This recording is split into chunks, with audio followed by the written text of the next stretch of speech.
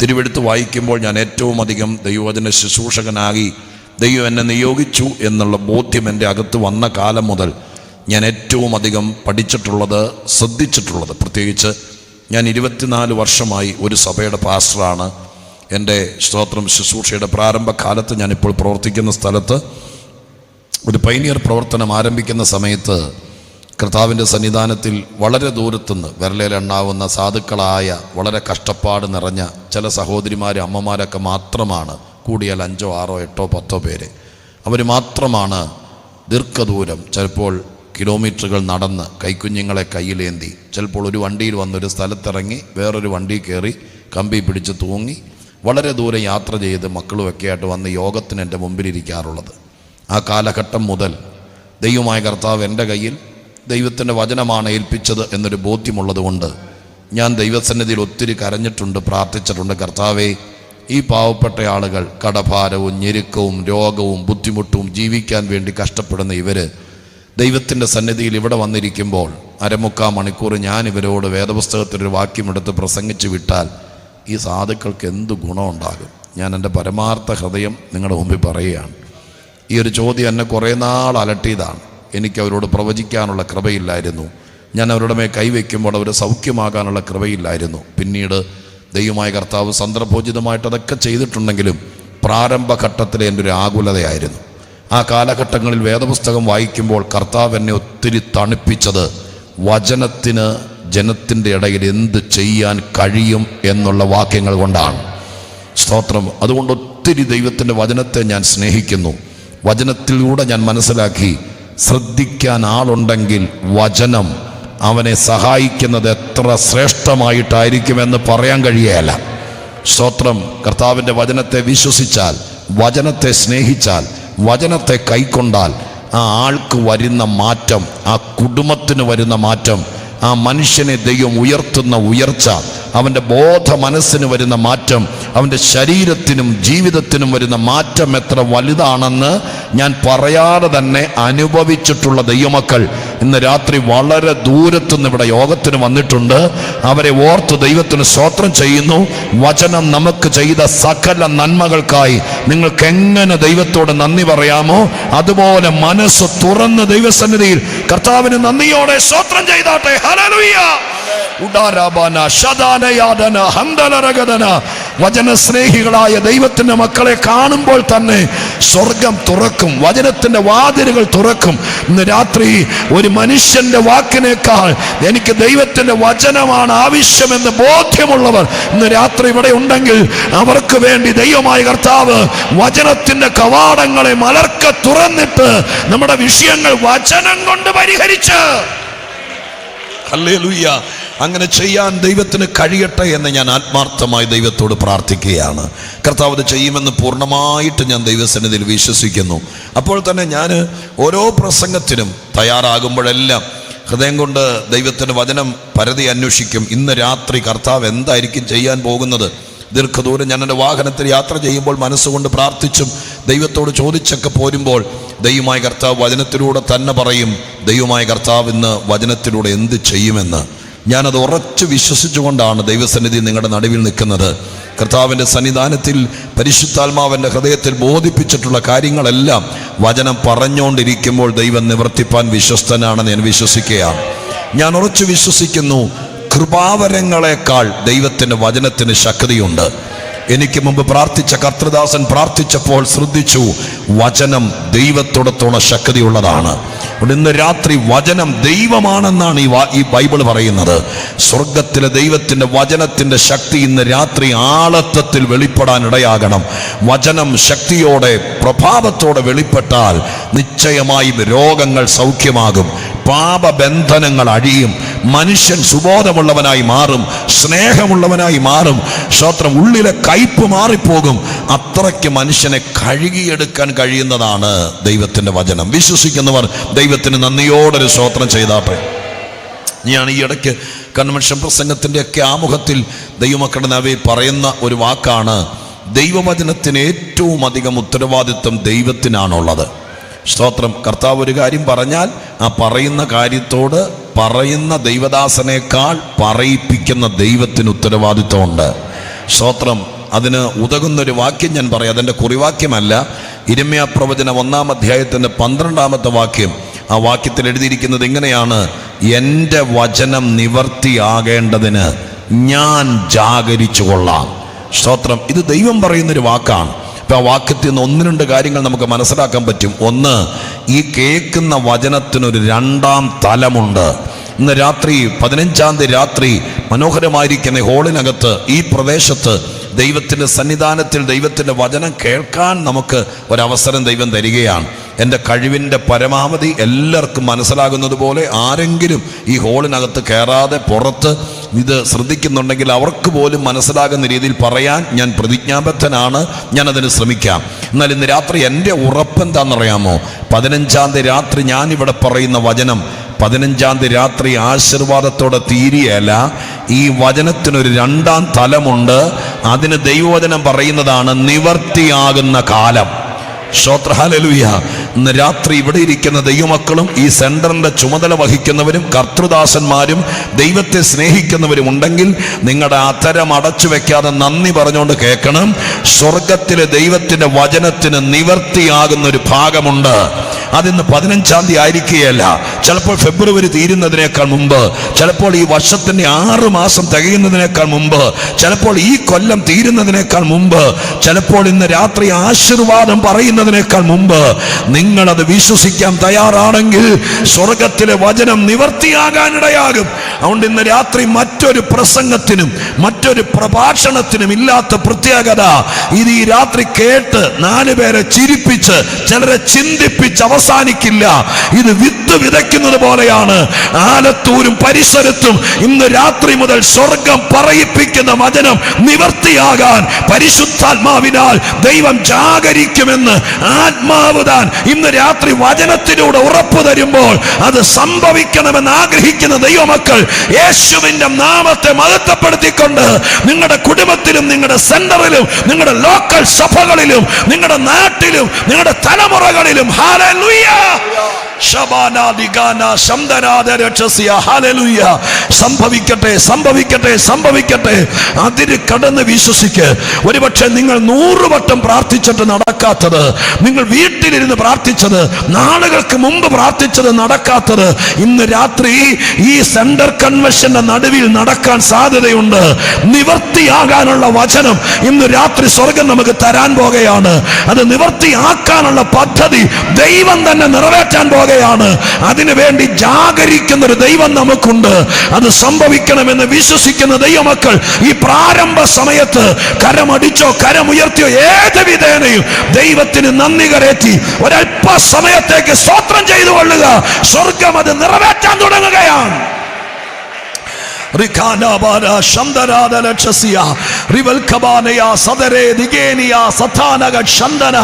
എന്തു പറയുന്നു ദൈവം ഇവിടെ? എന്തു പറയിപ്പിക്കുന്നു?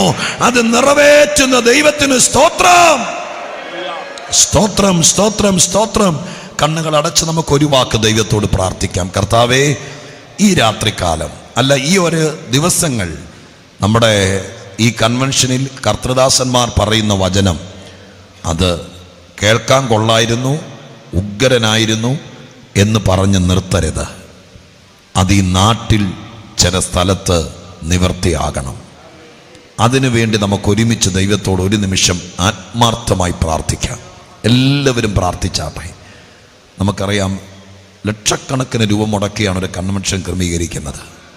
അതിൻ്റെ പുറകിൽ ഒരു ശക്തി പ്രകടനമല്ല ഉദ്ദേശിക്കുന്നത്. ദൈവം ചിലത് ചെയ്യണം. ഞാൻ വിശ്വസിക്കുന്നു കർത്താവ് എന്തെങ്കിലും പ്രവർത്തിക്കുന്നത് തൻ്റെ വചനം കൊണ്ടാണ്.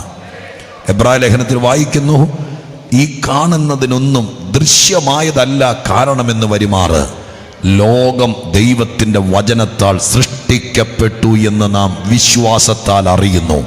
ഇന്ന് രാത്രി ലോകം സൃഷ്ടിച്ചത് വചനം കൊണ്ടാണ്. എബ്രായ ലേഖനം 1:3 വായിക്കുന്നത്, തൻ്റെ ശക്തിയുള്ള വചനം കൊണ്ട് സകലത്തെയും അവൻ വഹിക്കുന്നു.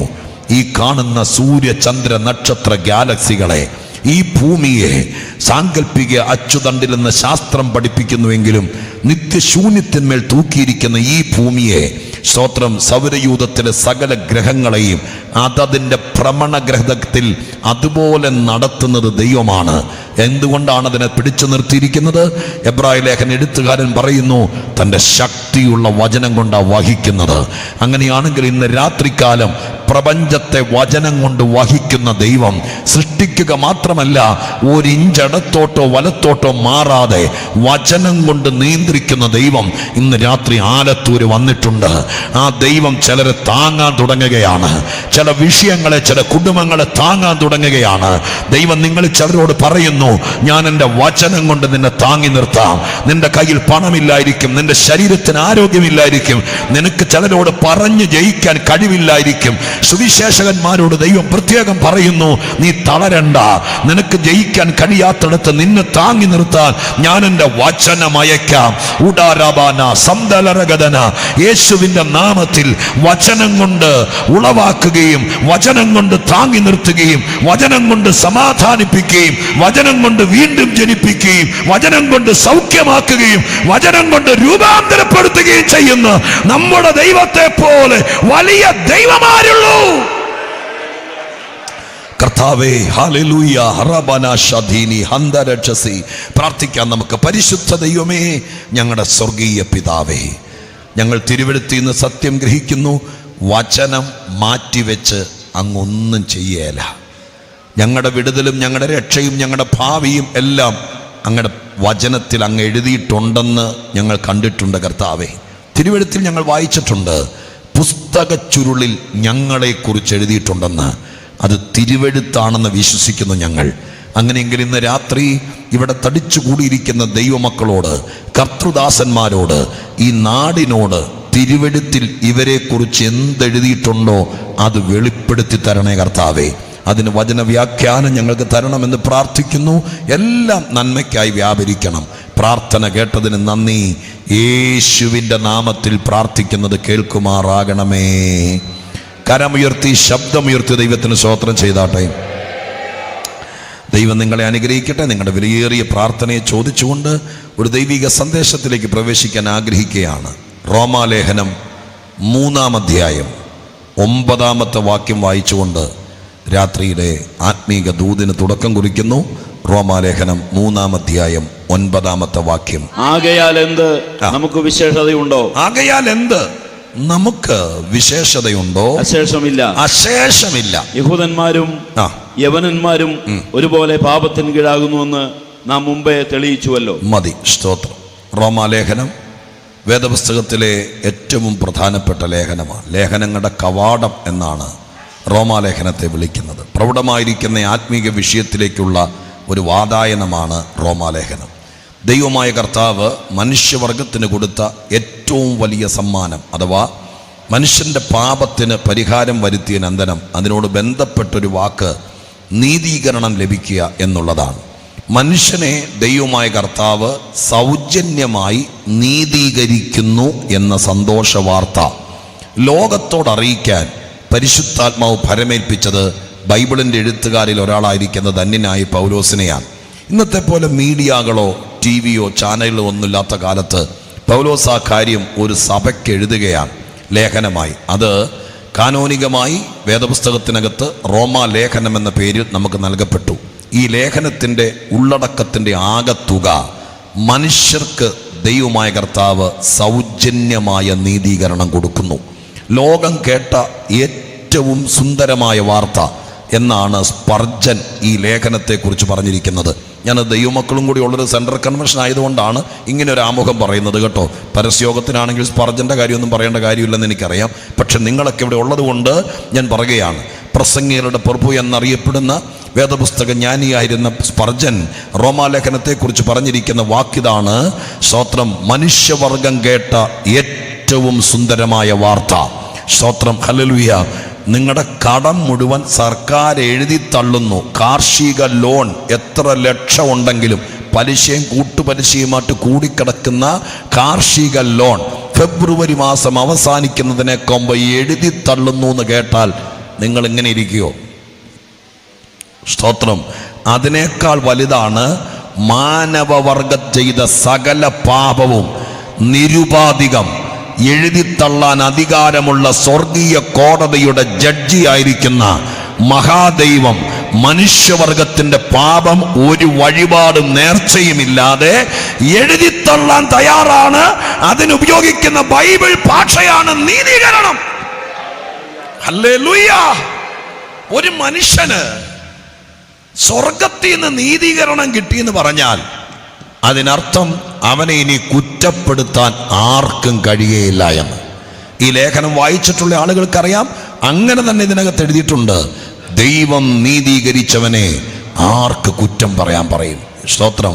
ഇന്ന് രാത്രിക്കാലം ശ്രദ്ധിക്കണം, അത്ര പ്രൗഢമായിരിക്കുന്ന ഒരു സന്ദേശം അത് ബൈബിളാണ് ലോകത്തിലേക്ക് തരുന്നത്. ഇന്നും മനുഷ്യനെ ഒരു കാലത്തും രക്ഷപ്പെടാൻ നിവൃത്തിയില്ലാത്ത രീതിയിൽ കുറ്റവാളിയെ പോലെ എന്നും നമ്രമുഖിയായി ദൈവസന്നിധിയിൽ ദൂരത്ത് നിന്ന് ദൈവത്തെ പോലും നോക്കുന്നത് ഭയത്തോടെ ആയത്ത നിലവാരത്തിലിരിക്കുന്ന ഒരു പശ്ചാത്തലത്തിൽ സ്തോത്രം ബൈബിൾ പറയുന്നു, നിനക്ക് ദൈവത്തോട് അടുത്തു വരാം. സ്തോത്രം. അതിന് സ്വർഗമൊരുക്കിയ വഴിയാണ് കാൽവരി ക്രൂശിലെ പുണ്യാഹ രക്തം എന്ന് പറഞ്ഞാൽ യേശുക്രിസ്തുവിൻ്റെ കാൽവരി മരണത്തിൽ വിശ്വസിക്കുന്ന ഒരു മനുഷ്യനുണ്ടോ അവന് ദൈവമായ കർത്താവ് സൗജന്യമായി നീതീകരിക്കുന്നു. അറിയായ്മയുടെ കാലങ്ങളെ ദൈവം ഗണ്യമാക്കാതെ അവനെ ദൈവത്തിൻ്റെ മകനായി പ്രഖ്യാപിക്കുന്നു. പുതിയൊരു ജീവിതം തുടങ്ങാൻ പറ്റുന്നു. അവന് വേണ്ടി സ്വർഗത്തിലെ ദൈവം ആനുകൂല്യങ്ങളുടെ ഒരു പെരുമഴ തന്നെ ദൈവമായ കർത്താവ് ഒരുക്കുന്നു എന്നതാണ് ഈ ലേഖനത്തിൻ്റെ ഉള്ളടക്കം. സ്തോത്രം. അപ്പൊ പൗലോസ് ഇത് പറയുമ്പോൾ മനുഷ്യന്റെ മുമ്പിലാണ്, അഥവാ യഹൂദന്മാരാണ് 1-ാം നൂറ്റാണ്ടിൽ പൗലോസിന്റെ കാലഘട്ടത്തിൽ അദ്ദേഹത്തിന്റെ പ്രഥമ ദൃഷ്ടിയ ഇത് കാനോനികമായി ലോകവ്യാപകമായി ബൈബിളിന്റെ എല്ലാ ഭാഷകളിലേക്കും എഴുതപ്പെട്ടുവെങ്കിലും ആദിമ നൂറ്റാണ്ടിൽ തൻ്റെ മുമ്പിലായിരുന്നത് യഹൂദന്മാരാണ്. യഹൂദന്മാരുടെ പ്രത്യേകത, അവർക്ക് പരിചിതമില്ലാത്ത കാര്യങ്ങൾ അവരുടെ മുമ്പിൽ അവതരിപ്പിച്ചാൽ അവർ ചോദ്യങ്ങൾ ചോദിക്കും. സ്തോത്രം. എതിർ ചോദ്യങ്ങൾ ചോദിക്കും, ന്യായീകരണം കൊടുക്കേണ്ടി വരും. അത് യഹൂദന്മാരുടെ പ്രത്യേകതയാണ്. പിന്നെ രാത്രി ഞാനിവിടെ പ്രസംഗിക്കാൻ വേണ്ടി ക്ഷണിക്കപ്പെട്ടു. ഞാൻ പ്രസംഗിക്കുമ്പോൾ നിങ്ങളിത് കേട്ടിരിക്കും. ഒരു പക്ഷേ സ്തോത്രം എന്തൊക്കെ പറഞ്ഞാലും അവസാനം വരെ കേട്ടിരിക്കാനാ സാധ്യത. പിന്നെ പ്രസംഗ മധ്യത്തിൽ ചോദ്യങ്ങളൊന്നും വരാൻ സാധ്യതയില്ല. ഇത് കഴിഞ്ഞ് പോയി കഴിയുമ്പോൾ ചിലപ്പോൾ വിമർശനങ്ങളൊക്കെ വാട്സാപ്പിലൂടെ ഫേസ്ബുക്കിലൂടെ ഒക്കെ വന്നേക്കാം. പക്ഷേ പ്രഭാഷണ മധ്യത്തിൽ മലയാളക്കരയിൽ അങ്ങനെ ചാടിക്കേറി ആരും കയറി ചോദ്യം ചെയ്യുന്നൊരു ശീലമില്ല. പക്ഷേ യഹൂദൻ്റെ അടുക്കൽ അങ്ങനെയല്ല. യഹൂദൻ്റെ അടുക്കൽ അവർക്ക് ദഹിക്കാത്തൊരു കാര്യം, അവർക്ക് ഉൾക്കൊള്ളാൻ കഴിയാത്തൊരു കാര്യം അവതരിപ്പിച്ചാൽ അവർ ചാടിക്കേറി ചോദ്യം ചെയ്യും. അതിൻ്റെ ഏറ്റവും നല്ല തെളിവാണ് യേശുക്രിസ്തു ഭൂമിയിലായിരുന്ന സമയത്ത് വിശുദ്ധ യോഹന്നാന്റെ സുവിശേഷം 8-ാം അധ്യായത്തിൽ വായിക്കണ്ട. അവിടെ കർത്താവ് യഹൂദന്മാരോട് പറഞ്ഞു വന്ന കൂട്ടത്തിൽ ഒരു കാര്യം പറഞ്ഞു, പുത്രൻ നിങ്ങൾക്ക് സ്വാതന്ത്ര്യം വരുത്തിയാൽ നിങ്ങൾ സാക്ഷാൽ സ്വതന്ത്രരായി. ഹല്ലേലൂയ. കർത്താവ് തൻ്റെ മുമ്പിൽ വന്നിരിക്കുന്ന യഹൂദന്മാർ, അബ്രഹാമിന്റെ മക്കൾ, ന്യായപ്രമാണ അനുസാരികൾ, സ്തോത്രം ഹല്ലേലൂയ, 5 വിധ യാഗങ്ങൾ ആണ്ടുതോറും കഴിക്കുന്നവർ, 7 പെരുന്നാളുകൾ കണക്ക് തെറ്റാതെ കൃത്യമായി നിർവഹിക്കുന്നവർ, എല്ലാ ശനിയാഴ്ചകളിലും ശബത്ത് ആചരിക്കുന്നവർ, അങ്ങനെ അടുക്കും ചിട്ടയോടും സമ്പ്രദായങ്ങളും പ്രമാണങ്ങളും അനുഷ്ഠിച്ചു പോരുന്ന യഹൂദന്മാർ, സ്തോത്രം ഭക്തന്മാരായിരിക്കുന്നവർ, പരീശന്മാർ, ശാസ്ത്രിമാരടക്കമുള്ളവർ അവരിയ്ക്കുന്ന സദസ്സിൽ യേശു അവരുടെ മുഖത്തേക്ക് നോക്കിയിട്ട് പറഞ്ഞു, നിങ്ങൾ അടിമകളാണ്, നിങ്ങൾക്ക് പുത്രൻ സ്വാതന്ത്ര്യം വരുത്തിയാലേ നിങ്ങൾക്ക് സ്വാതന്ത്ര്യം ഉണ്ടാകുകയുള്ളൂ. ഇത് കേട്ടപ്പോൾ മതങ്ങളുടെ മാതാവെന്നറിയപ്പെടുന്ന യഹൂദ മതത്തിന്റെ ഊറ്റം കൊണ്ടിരിക്കുന്ന മതമേലാളന്മാർ വിറച്ചു. പ്രസംഗം നടന്നുകൊണ്ടിരിക്കുമ്പോൾ തന്നെ യേശുവിന്റെ മുമ്പിൽ എഴുന്നേറ്റ് നിന്ന് ചോദിച്ചു, നീ ആരോടാണ് ഈ പറയുന്നത്? ഞങ്ങൾ അബ്രഹാമിന്റെ മക്കളാണ്, ഞങ്ങൾ ആർക്കും ഇന്ന് വരെ അടിമകളായിരുന്നിട്ടില്ല, ഞങ്ങൾക്ക് നിന്റെ സ്വാതന്ത്ര്യം വേണ്ട. പ്രസംഗിക്കുന്നതിനിടയിൽ യഹൂദന്മാർ കയറി ഇതുപോലെ ഉടക്കുണ്ടാക്കും. ഇതറിയാവുന്ന പൗലോസ് നീതീകരണം എന്ന ബൃഹത്തായ വിഷയം പഴയ നിയമ കാലഘട്ടത്തിൽ, അഥവാ മതങ്ങളുടെ ഇടയിൽ ഒരു കാലത്തും ആ നുകത്തിന്റെ കീഴിൽ നിന്ന് രക്ഷപ്പെടാൻ കഴിയത്തില്ല എന്ന തോന്നൽ അകത്ത് ഉള്ള ആളുകൾ. അതുകൊണ്ടാണ് ഈ ദാവീദൊക്കെ യഹൂദന്റെ ഹീറോയാണ്, ഏറ്റവും പ്രധാനപ്പെട്ട ആളാണ് ദാവീദ്, അബ്രഹാമൊക്കെ. അതുകൊണ്ടാണ് വംശാവലി എഴുതിയപ്പോൾ വിശുദ്ധ മത്തായിയുടെ സുവിശേഷത്തിൽ എഴുതി തുടങ്ങുമ്പോൾ എങ്ങനെ എഴുതിയത്, അബ്രഹാമിൻ്റെ സന്തതിയായ ദാവീദിൻ്റെ സന്തതിയായ യേശുക്രിസ്തുവിൻ്റെ വംശാവലി എന്ന് എഴുതി തുടങ്ങാൻ കാരണം യഹൂദന്മാരെ ലക്ഷ്യമാക്കി എഴുതിയ മത്തായിയുടെ സുവിശേഷത്തിനകത്ത് അബ്രഹാമും ദാവീദൊക്കെ യഹൂദന്റെ ഹീറോയാണ്. അപ്പൊ അബ്രഹാമിന്റെ മോനെ കുറിച്ചാണ് അല്ലെങ്കിൽ ദാവീദിന്റെ സന്തതിയെക്കുറിച്ചാണ് ഇത് എഴുതാൻ പോകുന്നതെന്ന് കണ്ടാൽ അവരൊന്ന് ശ്രദ്ധിക്കാൻ തയ്യാറാകും. അപ്പൊ ടൈറ്റിലിനൊക്കെ പ്രത്യേകതയുണ്ട്, ആമുഖത്തിന് പ്രത്യേകതയുണ്ട്. അതുകൊണ്ട് മത്തായിയെ കൊണ്ട് പരിശുദ്ധാത്മ എഴുതിപ്പിച്ചപ്പോൾ വളരെ സിസ്റ്റമാറ്റിക്കായിട്ട് അങ്ങനെ എഴുതിച്ചു. സ്തോത്രം. ഇപ്പൊ യഹൂദന്റെ ഹീറോയാണ് ദാവീദ്. സ്തോത്രം. ദാവീദ് ദൈവത്തോട് ഇടയ്ക്കിടയ്ക്ക് പ്രാർത്ഥിക്കുമായിരുന്നു, ദൈവമേ എൻ്റെ ബാല്യത്തിലെ പാപങ്ങൾ ഓർക്കരുതേ. ഇതെപ്പോഴാണെന്നറിയാമോ? വള്ളിനിക്കർ വിട്ടുകൊണ്ട് 2ാം ക്ലാസ്സിൽ പഠിക്കുമ്പോഴല്ല ഈ പ്രാർത്ഥന. ദാവീദ് അഭിഷിക്തനായി രാജാവായി സിംഹാസനത്തിൽ ഇരിക്കുമ്പോഴും ഇടയ്ക്കിടയ്ക്ക് ഈ മനുഷ്യന്റെ മനസ്സിന് വേട്ടയാടും. ബാല്യത്തിൽ പണ്ടെങ്ങാണ്ടും ചെയ്ത പാപം, ആ പാപത്തിന്റെ തിക്താനുഭവമാണ് ഞാൻ ഈ അനുഭവിക്കുന്നത് മുഴുവൻ. സ്തോത്രം. ഹല്ലേലൂയ. ഞാനിങ്ങോട്ട് പോകുന്ന വഴിക്ക് വണ്ടി ഒരല്പസമയം നിർത്തിയപ്പോൾ ബൈബിൾ എടുത്ത് നിവർത്തിയപ്പോൾ ഒരു സങ്കീർത്തനത്തിനകത്ത് പെട്ടെന്ന് കണ്ടു, സ്തോത്രം, ദൈവമേ എൻ്റെ പാപത്തിന് പരിഹാരം വരുത്തണമേ. അതെന്താ ദാവീദാ പറയുന്നത്? ഇതെപ്പോഴാ പറയുന്നത്? ദൈവം അഭിഷേകം തലയിൽ ഒഴിച്ച്, സ്തോത്രം, ഹല്ലേലൂയ, അഭിഷേകത്താൽ നിറയപ്പെട്ട് ഗോലിയാത്തിനെ കൊന്ന് ദൈവം, സ്തോത്രം, സിംഹാസനം കൊടുത്തതിന് ശേഷവും അന്നത്തെ ആളുകളുടെ മനസ്സിനകത്ത് ഇടയ്ക്കിടയ്ക്ക് പൊങ്ങി വരും, എനിക്ക് ഈ വേദനകൾ മുഴുവൻ വരുന്നത്, എൻ്റെ തകർച്ചയുടെ മുഴുവൻ കാരണം ബാല്യം മുതൽ എൻ്റെ അമ്മ എന്നെ പാപത്തിൽ ഗർഭം ധരിച്ചു. ഇതൊക്കെ അദ്ദേഹം പറഞ്ഞ വാക്കുകളാണ്.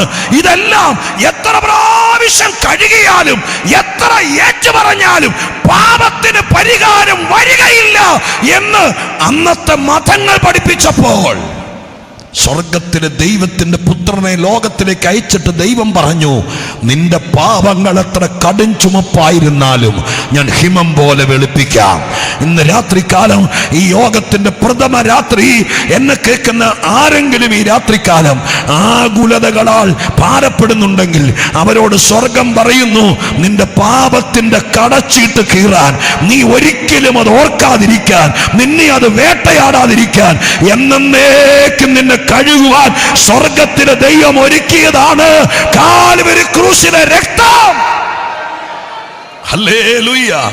ആ രക്തത്താൽ കഴുകൽ പ്രാപിച്ചു കഴിയുമ്പോൾ നമ്മുടെ മനസ്സാക്ഷിക്ക് മാറ്റം വരും. ഒരുപക്ഷെ എൻ്റെ പ്രഭാഷണത്തിൻ്റെ വിശദീകരണത്തിലേക്ക് വരുമ്പോൾ ആ കാര്യം ഒരല്പം കൂടി പറയേണ്ടി വന്നേക്കാം. അതുകൊണ്ട് ഞാൻ വേഗത്തിൽ വിശദീകരണത്തിലേക്ക് വരാൻ വേണ്ടി ആഗ്രഹിക്കുകയാണ്. അപ്പോൾ യഹൂദന്മാരുടെ ഇടയിലും ആദിമ നൂറ്റാണ്ടുകൾ ആളുകളുടെ ഇടയിലും സൗജന്യമായി ദൈവം നീതീകരിക്കുമെന്ന് പറഞ്ഞപ്പോൾ അതിൻ്റെ ഒരാവശ്യകതയുണ്ടോ, എനിക്കതിനാവശ്യമാണോ എന്നൊക്കെയുള്ള ചോദ്യം സ്വാഭാവികമായിട്ടും വന്നേക്കാം. അങ്ങനെ വരുന്നതിന് പഴുതടച്ച് പൗലോസ് എഴുതി തുടങ്ങുകയാണ് ഈ ലേഖനത്തിനകത്ത്. അതിൽ നിന്ന് ഇവിടുത്തെ കൺവെൻഷനിൽ പ്രഭാഷണം നടത്താൻ ദൈവം എൻ്റെ കയ്യിൽ തന്നതാണ് 3:9 വാക്യം. ആ വാക്യം ഒരു ചോദ്യമാണ്. ചോദ്യം ഇതാണ്, ആകയാൽ എന്ത് നമുക്ക് വിശേഷതയുണ്ടോ? നമുക്ക് വിശേഷതയുണ്ടോ എന്ന് പൗലോസ് ചോദിച്ചപ്പോൾ കർത്തൃദാസന്മാരും ദൈവമക്കളും അടങ്ങുന്ന ആളുകൾക്കൊരു തെറ്റിദ്ധാരണ വരരുത്. റോമർക്കായി ലേഖനം എഴുതിയിരിക്കുന്നത്, റോമാസഭക്കാരോട് ചോദിക്കുന്നത് നമുക്ക് വല്ല വിശേഷതയുണ്ടോ എന്ന് ചോദിച്ചിട്ട് പൗലോസ് തന്നെ പറയുകയാണ്, നമുക്കൊരു വിശേഷത ഇല്ലെന്ന് പറയുവാണെങ്കിൽ പിന്നെ നമ്മൾ യോഗം നടത്തുന്നത് എന്തിനാ? സ്തോത്രം. ഒരു വിശേഷതയില്ലെങ്കിൽ പിന്നെ നമ്മളെന്തിനാ പ്രസംഗിക്കുന്നത്? പിന്നെ എന്തിനാ ആളുകളെ ഇങ്ങോട്ട് വരാൻ പറയുന്നത്? അപ്പം നമുക്കെന്ന് ഉദ്ദേശിച്ചത് പൗലോസിനെയോ സഭയെയോ ആണെന്ന് കരുതരുത്. അങ്ങനെ കരുതിയാൽ വേദപുസ്തകത്തിന് പോലും അർത്ഥമില്ലാതെ. കാരണം ഒരു വിശേഷത ഇല്ലെങ്കിൽ പിന്നെ നമ്മൾ ഈ യോഗം നടത്തിയിട്ടോ നമ്മൾ പ്രാർത്ഥിച്ചിട്ടോ പ്രസംഗിച്ചിട്ടോ കഥയില്ലല്ലോ. നമ്മൾ ലോകത്തോട് ജാതിമത ഭേദമന്യേ പറയുന്നു, ഇതിനകത്ത് വന്നാൽ വിശേഷത ഉണ്ട്. ഹല്ലേലൂയ. അത് അനുഭവിക്കുന്ന ദൈവമക്കളല്ലേ ഇന്ന് രാത്രി ഇവിടെ ഇരിക്കുന്നത്. നമുക്ക് എന്തെങ്കിലും വിശേഷത ഉണ്ടായത് യേശുവിനെ അറിഞ്ഞതിന് ശേഷമാണ്. അതിന്ന് രാത്രി ഇവിടെ ഇരിക്കുന്ന നിങ്ങളൊക്കെ മൗനമായാലും ഞാൻ എൻ്റെ ജീവിതത്തിന്റെ പിന്നാമ്പുറങ്ങളെ നോക്കി പറയും, എൻ്റെ ജീവിതത്തിന്റെ വിശേഷതയുടെ കാരണം യേശുവിനെ അറിഞ്ഞതാണ്. ഒരു വിശേഷതയില്ലാതെ വെറും സ്തോത്രം ആക്രി പിറക്കിയിട്ടിരിക്കുന്നത് പോലെ ഞങ്ങളുടെ പഞ്ചായത്തിൽ ആരും തിരിഞ്ഞു നോക്കാത്തൊരു കുടുംബമായിരുന്നു ഞങ്ങളുടെ. ഇന്ന് ഇവിടെ കർത്തൃദാസന്മാർ മാറി മാറി പറഞ്ഞപ്പോൾ ആമുഖങ്ങളില്ലാതെ, സ്തോത്രം, സുപരിചിതനാണെന്നൊക്കെ എന്നെക്കുറിച്ച് പറയുമ്പോൾ ഞാൻ മിക്കവാറും പുറകിലിരുന്ന് കണ്ണു നിറഞ്ഞ ദൈവത്തെ സ്തുതിക്കും. കാരണം വിശേഷതകളില്ലാതെ 4 പേർ അറിയുന്നെങ്കിൽ അതിൻ്റെ കാരണം ക്രിസ്തുവേശു നിമിത്തമാണ്. യേശുവിങ്കിലേക്ക് വന്നവർക്കെല്ലാം വിശേഷത ഉണ്ടായിട്ടുണ്ട്. അപ്പൊ പിന്നെ പൗലോസ് ഇവിടെ പറയുന്നതിന്റെ അർത്ഥം എന്താ? പൗലോസ് ഇവിടെ മാനവരാശിയുടെ പ്രതിനിധിയായി നിന്നുകൊണ്ടാണ് പൗലോസ് സംസാരിക്കുന്നത്. മനുഷ്യവർഗത്തെയാണ്. അങ്ങനെ റോമാലേഖനത്തിൽ പല കാര്യങ്ങളും പൗലോസ് മനുഷ്യന്റെ പ്രതിനിധിയായി നിന്നുകൊണ്ട് പറയുന്നുണ്ട്. 7-ാം അധ്യായത്തിലെ ഉള്ളടക്കം മുഴുവൻ അങ്ങനെയാണ്. അയ്യോ, ഞാൻ അരിഷ്ട മനുഷ്യൻ, ഈ മരണത്തിന് അധീനമായ ശരീരത്തിൽ നിന്ന് എന്നെ ആര് വിടുവിക്കുമെന്ന് ചോദിച്ചത് രക്ഷിക്കപ്പെട്ട സ്നാനപ്പെട്ട അപ്പോസ്തലനായി അഭിഷേകം പ്രാപിച്ച് ലേഖനം എഴുതി 10-30 സഭയും സ്ഥാപിച്ച് അങ്ങനെ 3-ാം സ്വർഗത്തോളം എടുക്കപ്പെട്ടിട്ട് തിരിച്ചു വന്നിട്ട് അയ്യോ ഞാൻ അരിഷ്ട മനുഷ്യനാ, പാപത്തിന് അധീന ശരീരത്തിലാണെന്ന് പറയുന്നത് യുക്തിയാണോ? ഇപ്പൊ പൗലോസ് വീണ്ടെടുക്കപ്പെട്ട പൗലോസ് അദ്ദേഹത്തെ ചൊല്ലി അല്ല പറയുന്നത്. മനുഷ്യൻ ന്യായപ്രമാണത്തിന്റെ കുരുക്കിനകത്ത് കിടക്കുന്ന മനുഷ്യന്റെ വ്യഥയാണ് സിംബോളിക്കായി അവിടെ അവതരിപ്പിക്കുന്നത്. അപ്പൊ അങ്ങനെ ചില കാര്യങ്ങൾ സൂക്ഷിച്ച് വായിച്ചെങ്കിലേ ആ പദങ്ങൾ മനസ്സിലാക്കാൻ കഴിയുള്ളൂ. ഇവിടെ നിങ്ങളുടെ ശ്രദ്ധയിലേക്ക് കൊണ്ടുവരുന്ന ഈ വാക്യം മനുഷ്യനെ പ്രതിനിധീകരിച്ചുകൊണ്ട് പറയുകയാണ്. ഇന്ന് 850 കോടി ആളുകൾ ലോകത്തിൽ ജീവിച്ചിരിക്കുന്നു. 850 കോടി ആളുകൾ ആദാമ്യവർഗം അഥവാ മനുഷ്യവർഗം ലോകത്തിൽ ഉണ്ടായതിനു ശേഷം ഇത്രയും ആളുകൾ ഒന്നിച്ച് ഭൂമിയുടെ മുഖത്ത് ജീവിച്ചിരുന്ന ഒരു കാലഘട്ടം ഇതിനു മുമ്പ് ഉണ്ടായിട്ടില്ല. 850 അത്രയ്ക്ക് ജനനിബിഡമാണ് നമ്മുടെ പ്രപഞ്ചം, ഈ ഭൂമി. ഈ 850 കോടി ആളുകൾ ഇന്ന് ജീവിച്ചിരിക്കുന്നു. ഇത്രയും ആളുകളുടെ പ്രതിനിധിയായ ചോദിക്കുന്നത്. അപ്പൊ നമുക്ക് അതിൻ്റെ പിരിമുറുക്കം മാറണമെങ്കിൽ, ആ കാര്യം മനസ്സിലാകണമെങ്കിൽ ആ ചോദ്യം നമുക്ക് ഇങ്ങനെ ചോദിക്കാം. സ്തോത്രം. ആകയാൽ എന്ത് നമുക്ക് എന്നുള്ളിടത്ത് മനുഷ്യന് എന്നെഴുതണം. എന്നിട്ട് നമുക്ക് ചിന്തിക്കണം, ആകയാൽ എന്ത് മനുഷ്യന് വല്ല വിശേഷതയുണ്ടോ? ചോദ്യകർത്താവ് തന്നെ മറുപടി പറയുന്നു, അശേഷമില്ല, അശേഷമില്ല. അപ്പോഴും നിങ്ങൾക്കൊരു മനസ്താപം തോന്നും. കാരണം കുളിച്ചൊരുങ്ങി ഉടുത്തൊരുങ്ങി 2 നില വീട്ടിൽ താമസിച്ച് 40 ലക്ഷം രൂപയുടെ കാറിന് വന്ന് 4 മക്കൾ വിദേശത്തും കൊച്ചുമക്കൾക്ക് എല്ലാത്തിനും A+ കിട്ടിയിട്ടും ആലത്തൂര് പ്രസംഗിക്കാൻ വന്ന ഞാൻ നിങ്ങളോട് ഒരു വിശേഷതയില്ലെന്ന് പറഞ്ഞിട്ട് പോയാൽ സ്തോത്രം അതൊരു യുക്തിസഹജമാകുകയല്ല. പിന്നെ എന്താണ് വിശേഷത എന്നതുകൊണ്ട് ദൈവം ഉദ്ദേശിച്ചത്? സ്തോത്രം. നമ്മൾ നന്നായിട്ട് കുളിച്ചൊരുങ്ങി മുടിയൊക്കെ കെട്ടി ഫേഷ്യലൊക്കെ ചെയ്ത് നന്നായിട്ട് നടക്കുവാണെങ്കിൽ ഒത്തിരി വിശേഷത തോന്നും. നമുക്ക് താലന്തുകൾ, കഴിവുകൾ, വിദ്യാഭ്യാസ സംബന്ധമായ കാര്യങ്ങൾ, ഈ ലോകം ഉയർന്നത്, വളർന്നത്, പ്രപഞ്ചം വളർന്നതെല്ലാം വിശേഷത കൊണ്ടാണ്. പക്ഷേ ദൈവമാണ് മനുഷ്യന്റെ സൃഷ്ടാവ്. ദൈവം ഉദ്ദേശിച്ച കാര്യം നടക്കുന്നില്ലെങ്കിൽ ബാക്കി എന്തൊക്കെ നടന്നാലും ദൈവത്തിന് പറയേണ്ടി വരും, ഒരു വിശേഷതയില്ലാതെയായി മാറി. സ്തോത്ര ഹല്ലേലൂയ. ഞാൻ ഉദാഹരണങ്ങൾ കൊണ്ട് നിങ്ങളുടെ കാര്യം പറയാം, കൊച്ചു കൊച്ചു ഉദാഹരണങ്ങൾ കൊണ്ട്. സ്തോത്ര ഹല്ലേലൂയ. 50,000 രൂപ കൊടുത്ത് നിങ്ങളൊരു പശുവിനെ മേടിച്ച് നിങ്ങളുടെ തൊഴുത്തിൽ കെട്ടി 10 ലിറ്റർ പാല് കറക്കുമെന്നാണ് പറഞ്ഞത്. 50,000 രൂപ കൊടുത്തു. കാഴ്ചയ്ക്കും നന്നായിരിക്കുന്നു, ശരീരവും തടുപ്പും കൊഴുപ്പൊക്കെ ഉണ്ട്. പക്ഷെ നിങ്ങളുടെ തൊഴുത്തിൽ കെട്ടിയപ്പോൾ 2 ലിറ്റർ പാലേ കറക്കുന്നുള്ളെങ്കിലും പശുവിന് 106 കിലോ തൂക്കം ഉണ്ടെങ്കിലും നിങ്ങൾ പറയും ഒരു വിശേഷതയില്ലാതെയായി. അതിന് 106 കിലോ തൂക്കമുള്ള സാധനം തൊഴുത്തിൽ നിൽക്കുന്നില്ലേ? 106 കിലോ തൂക്കമുള്ളതോ കണ്ടാൽ പുള്ളിയും മറുകുള്ളതല്ല വിശേഷം. നിങ്ങൾ കൊടുത്ത 50,000 രൂപയുടെ മുതലൊക്കണമെങ്കിൽ 10 ലിറ്റർ പാല് വരണം. അതല്ലെങ്കിൽ തൊഴുത്ത് നിറഞ്ഞു നിന്നാലും ഒരു പ്രസവത്തിന് 2 കുട്ടിയെ പ്രസവിച്ചാലും നിങ്ങൾ മുതൽ മുടക്കുവര് പറയും ഒരു വിശേഷതയില്ല പാസ്റ്ററെ, കാശ് പോയി.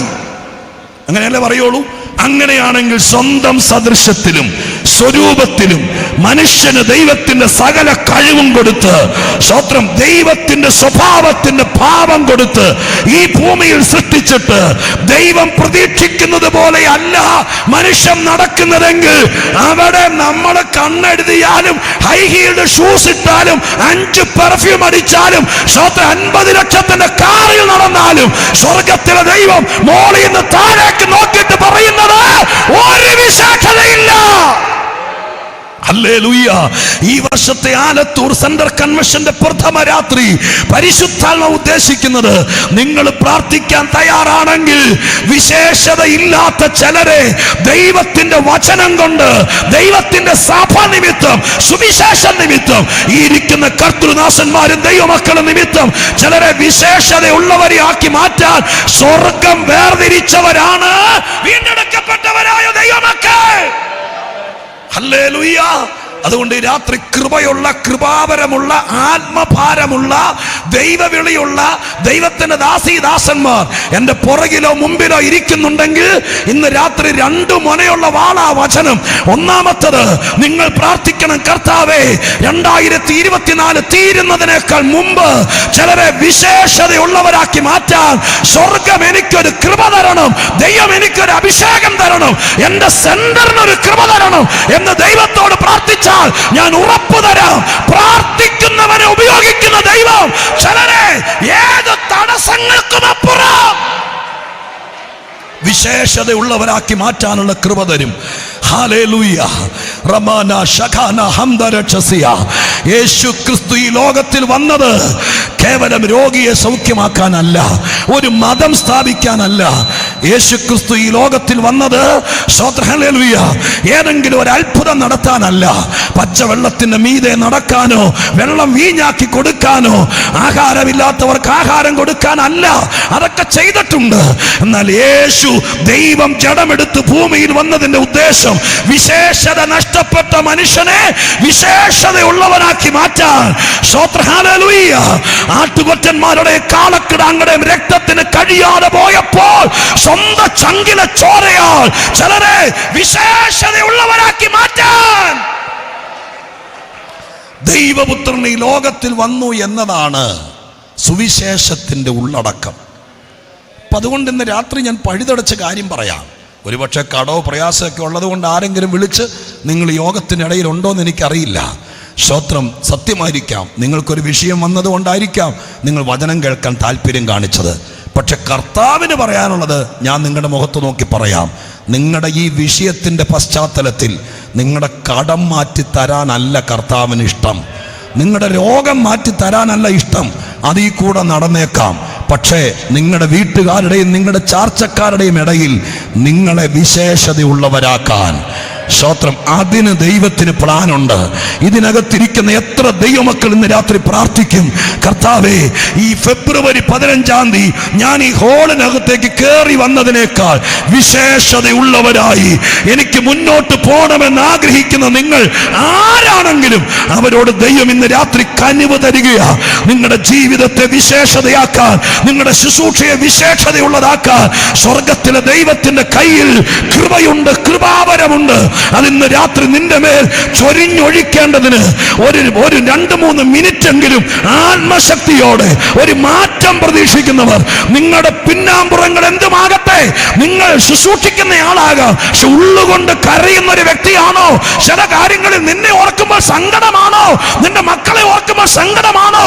അങ്ങനെയെങ്കിൽ ഇന്ന് രാത്രി നിന്റെ വീട്ടിൽ ചിലര് വിശേഷതയുള്ളവരായി മാറാനുണ്ടെങ്കിൽ അവരെ ഇന്ന് രാത്രി ദൈവം കാണട്ടെ. അവരുടെ പേര് പറഞ്ഞ് സ്തോത്രം ചെയ്ത് പ്രാർത്ഥിക്ക്. സ്വർഗത്തിലെ ദൈവം വിശേഷതയുള്ളവരാക്കി മാറ്റാൻ.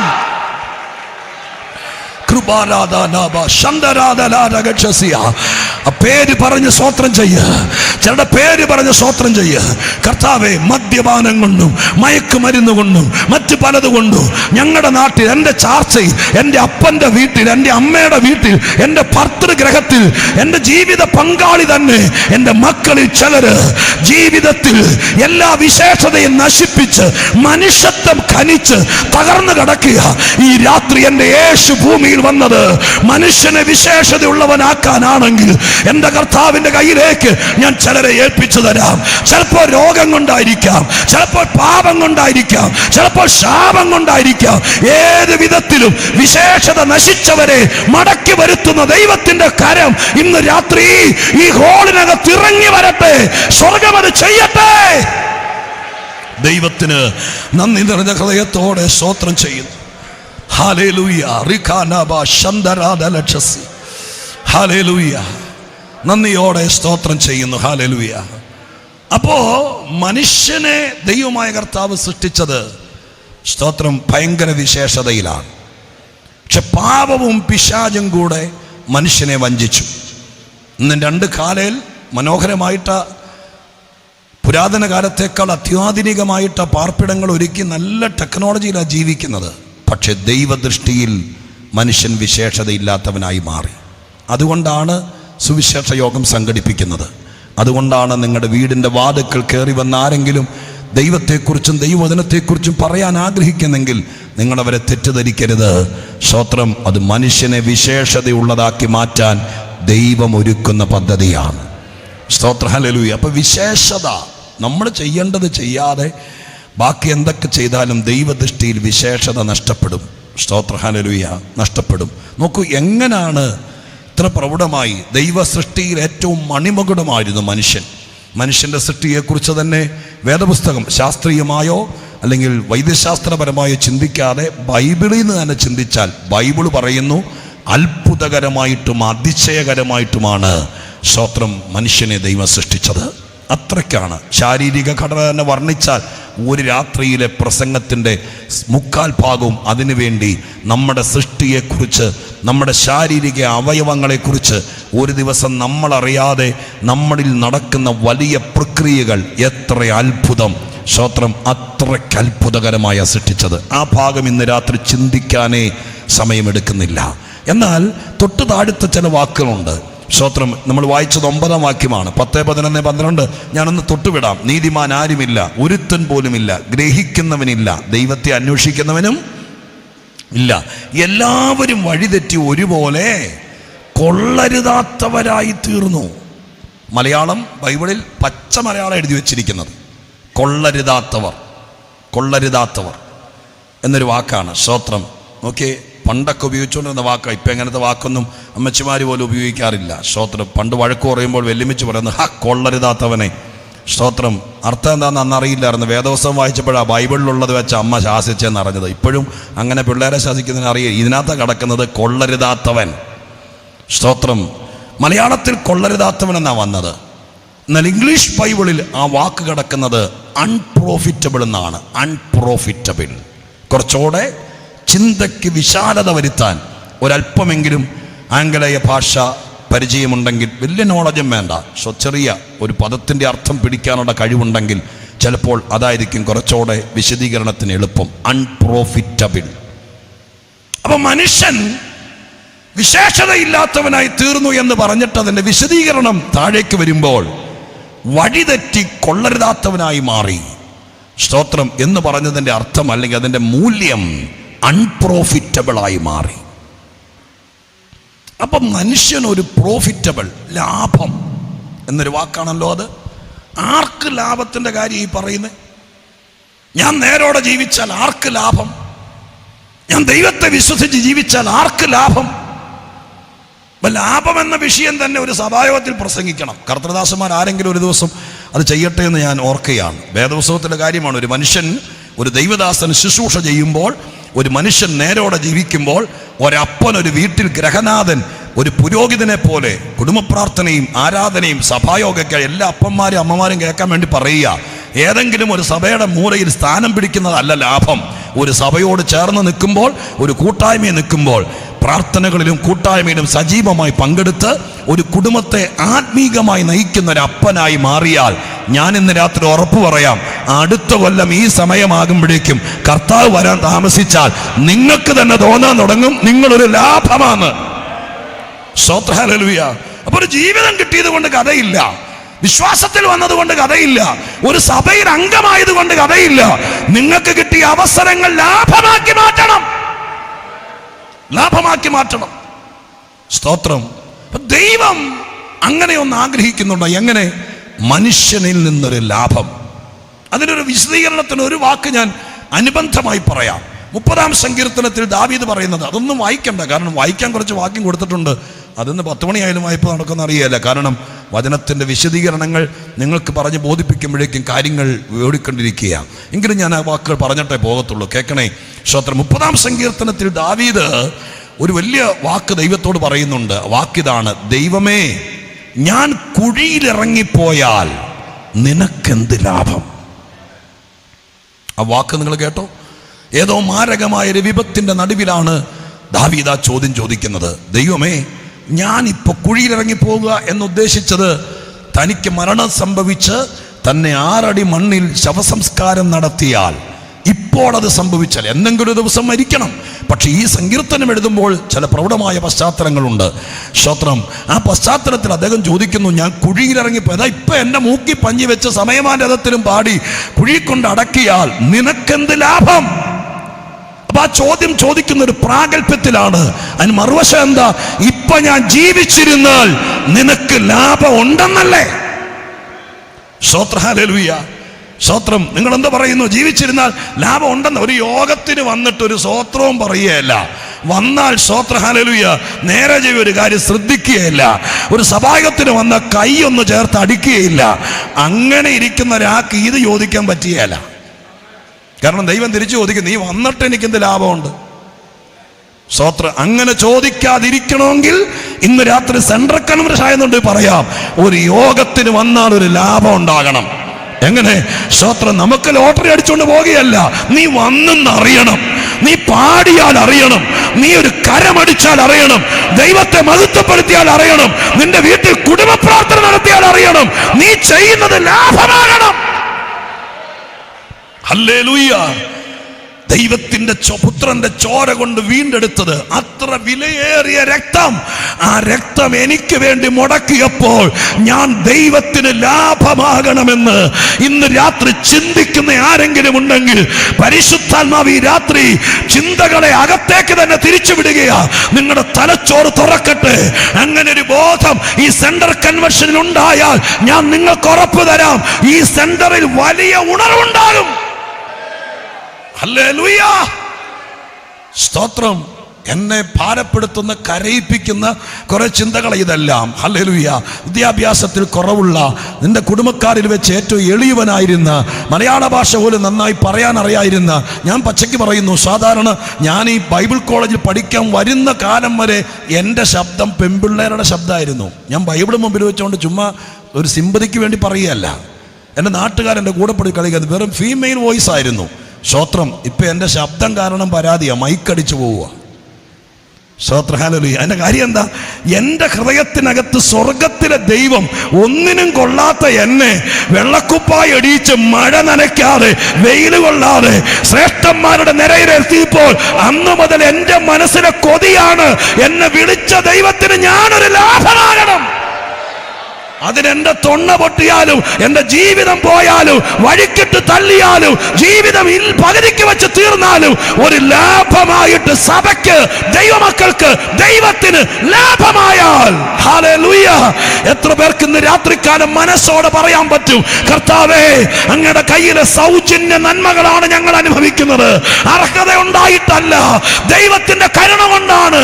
ഭൂമിയുടെ മുഖത്ത് ജീവിച്ചിരിക്കേണ്ടതല്ല, 4 വട്ടം ചത്തുപോകേണ്ട സമയം കഴിഞ്ഞു, എന്നിട്ടും അങ്ങയുടെ സ്നേഹം കൊണ്ട് ദൈവകൃപയിൽ ഇരുത്തിയിരിക്കുക.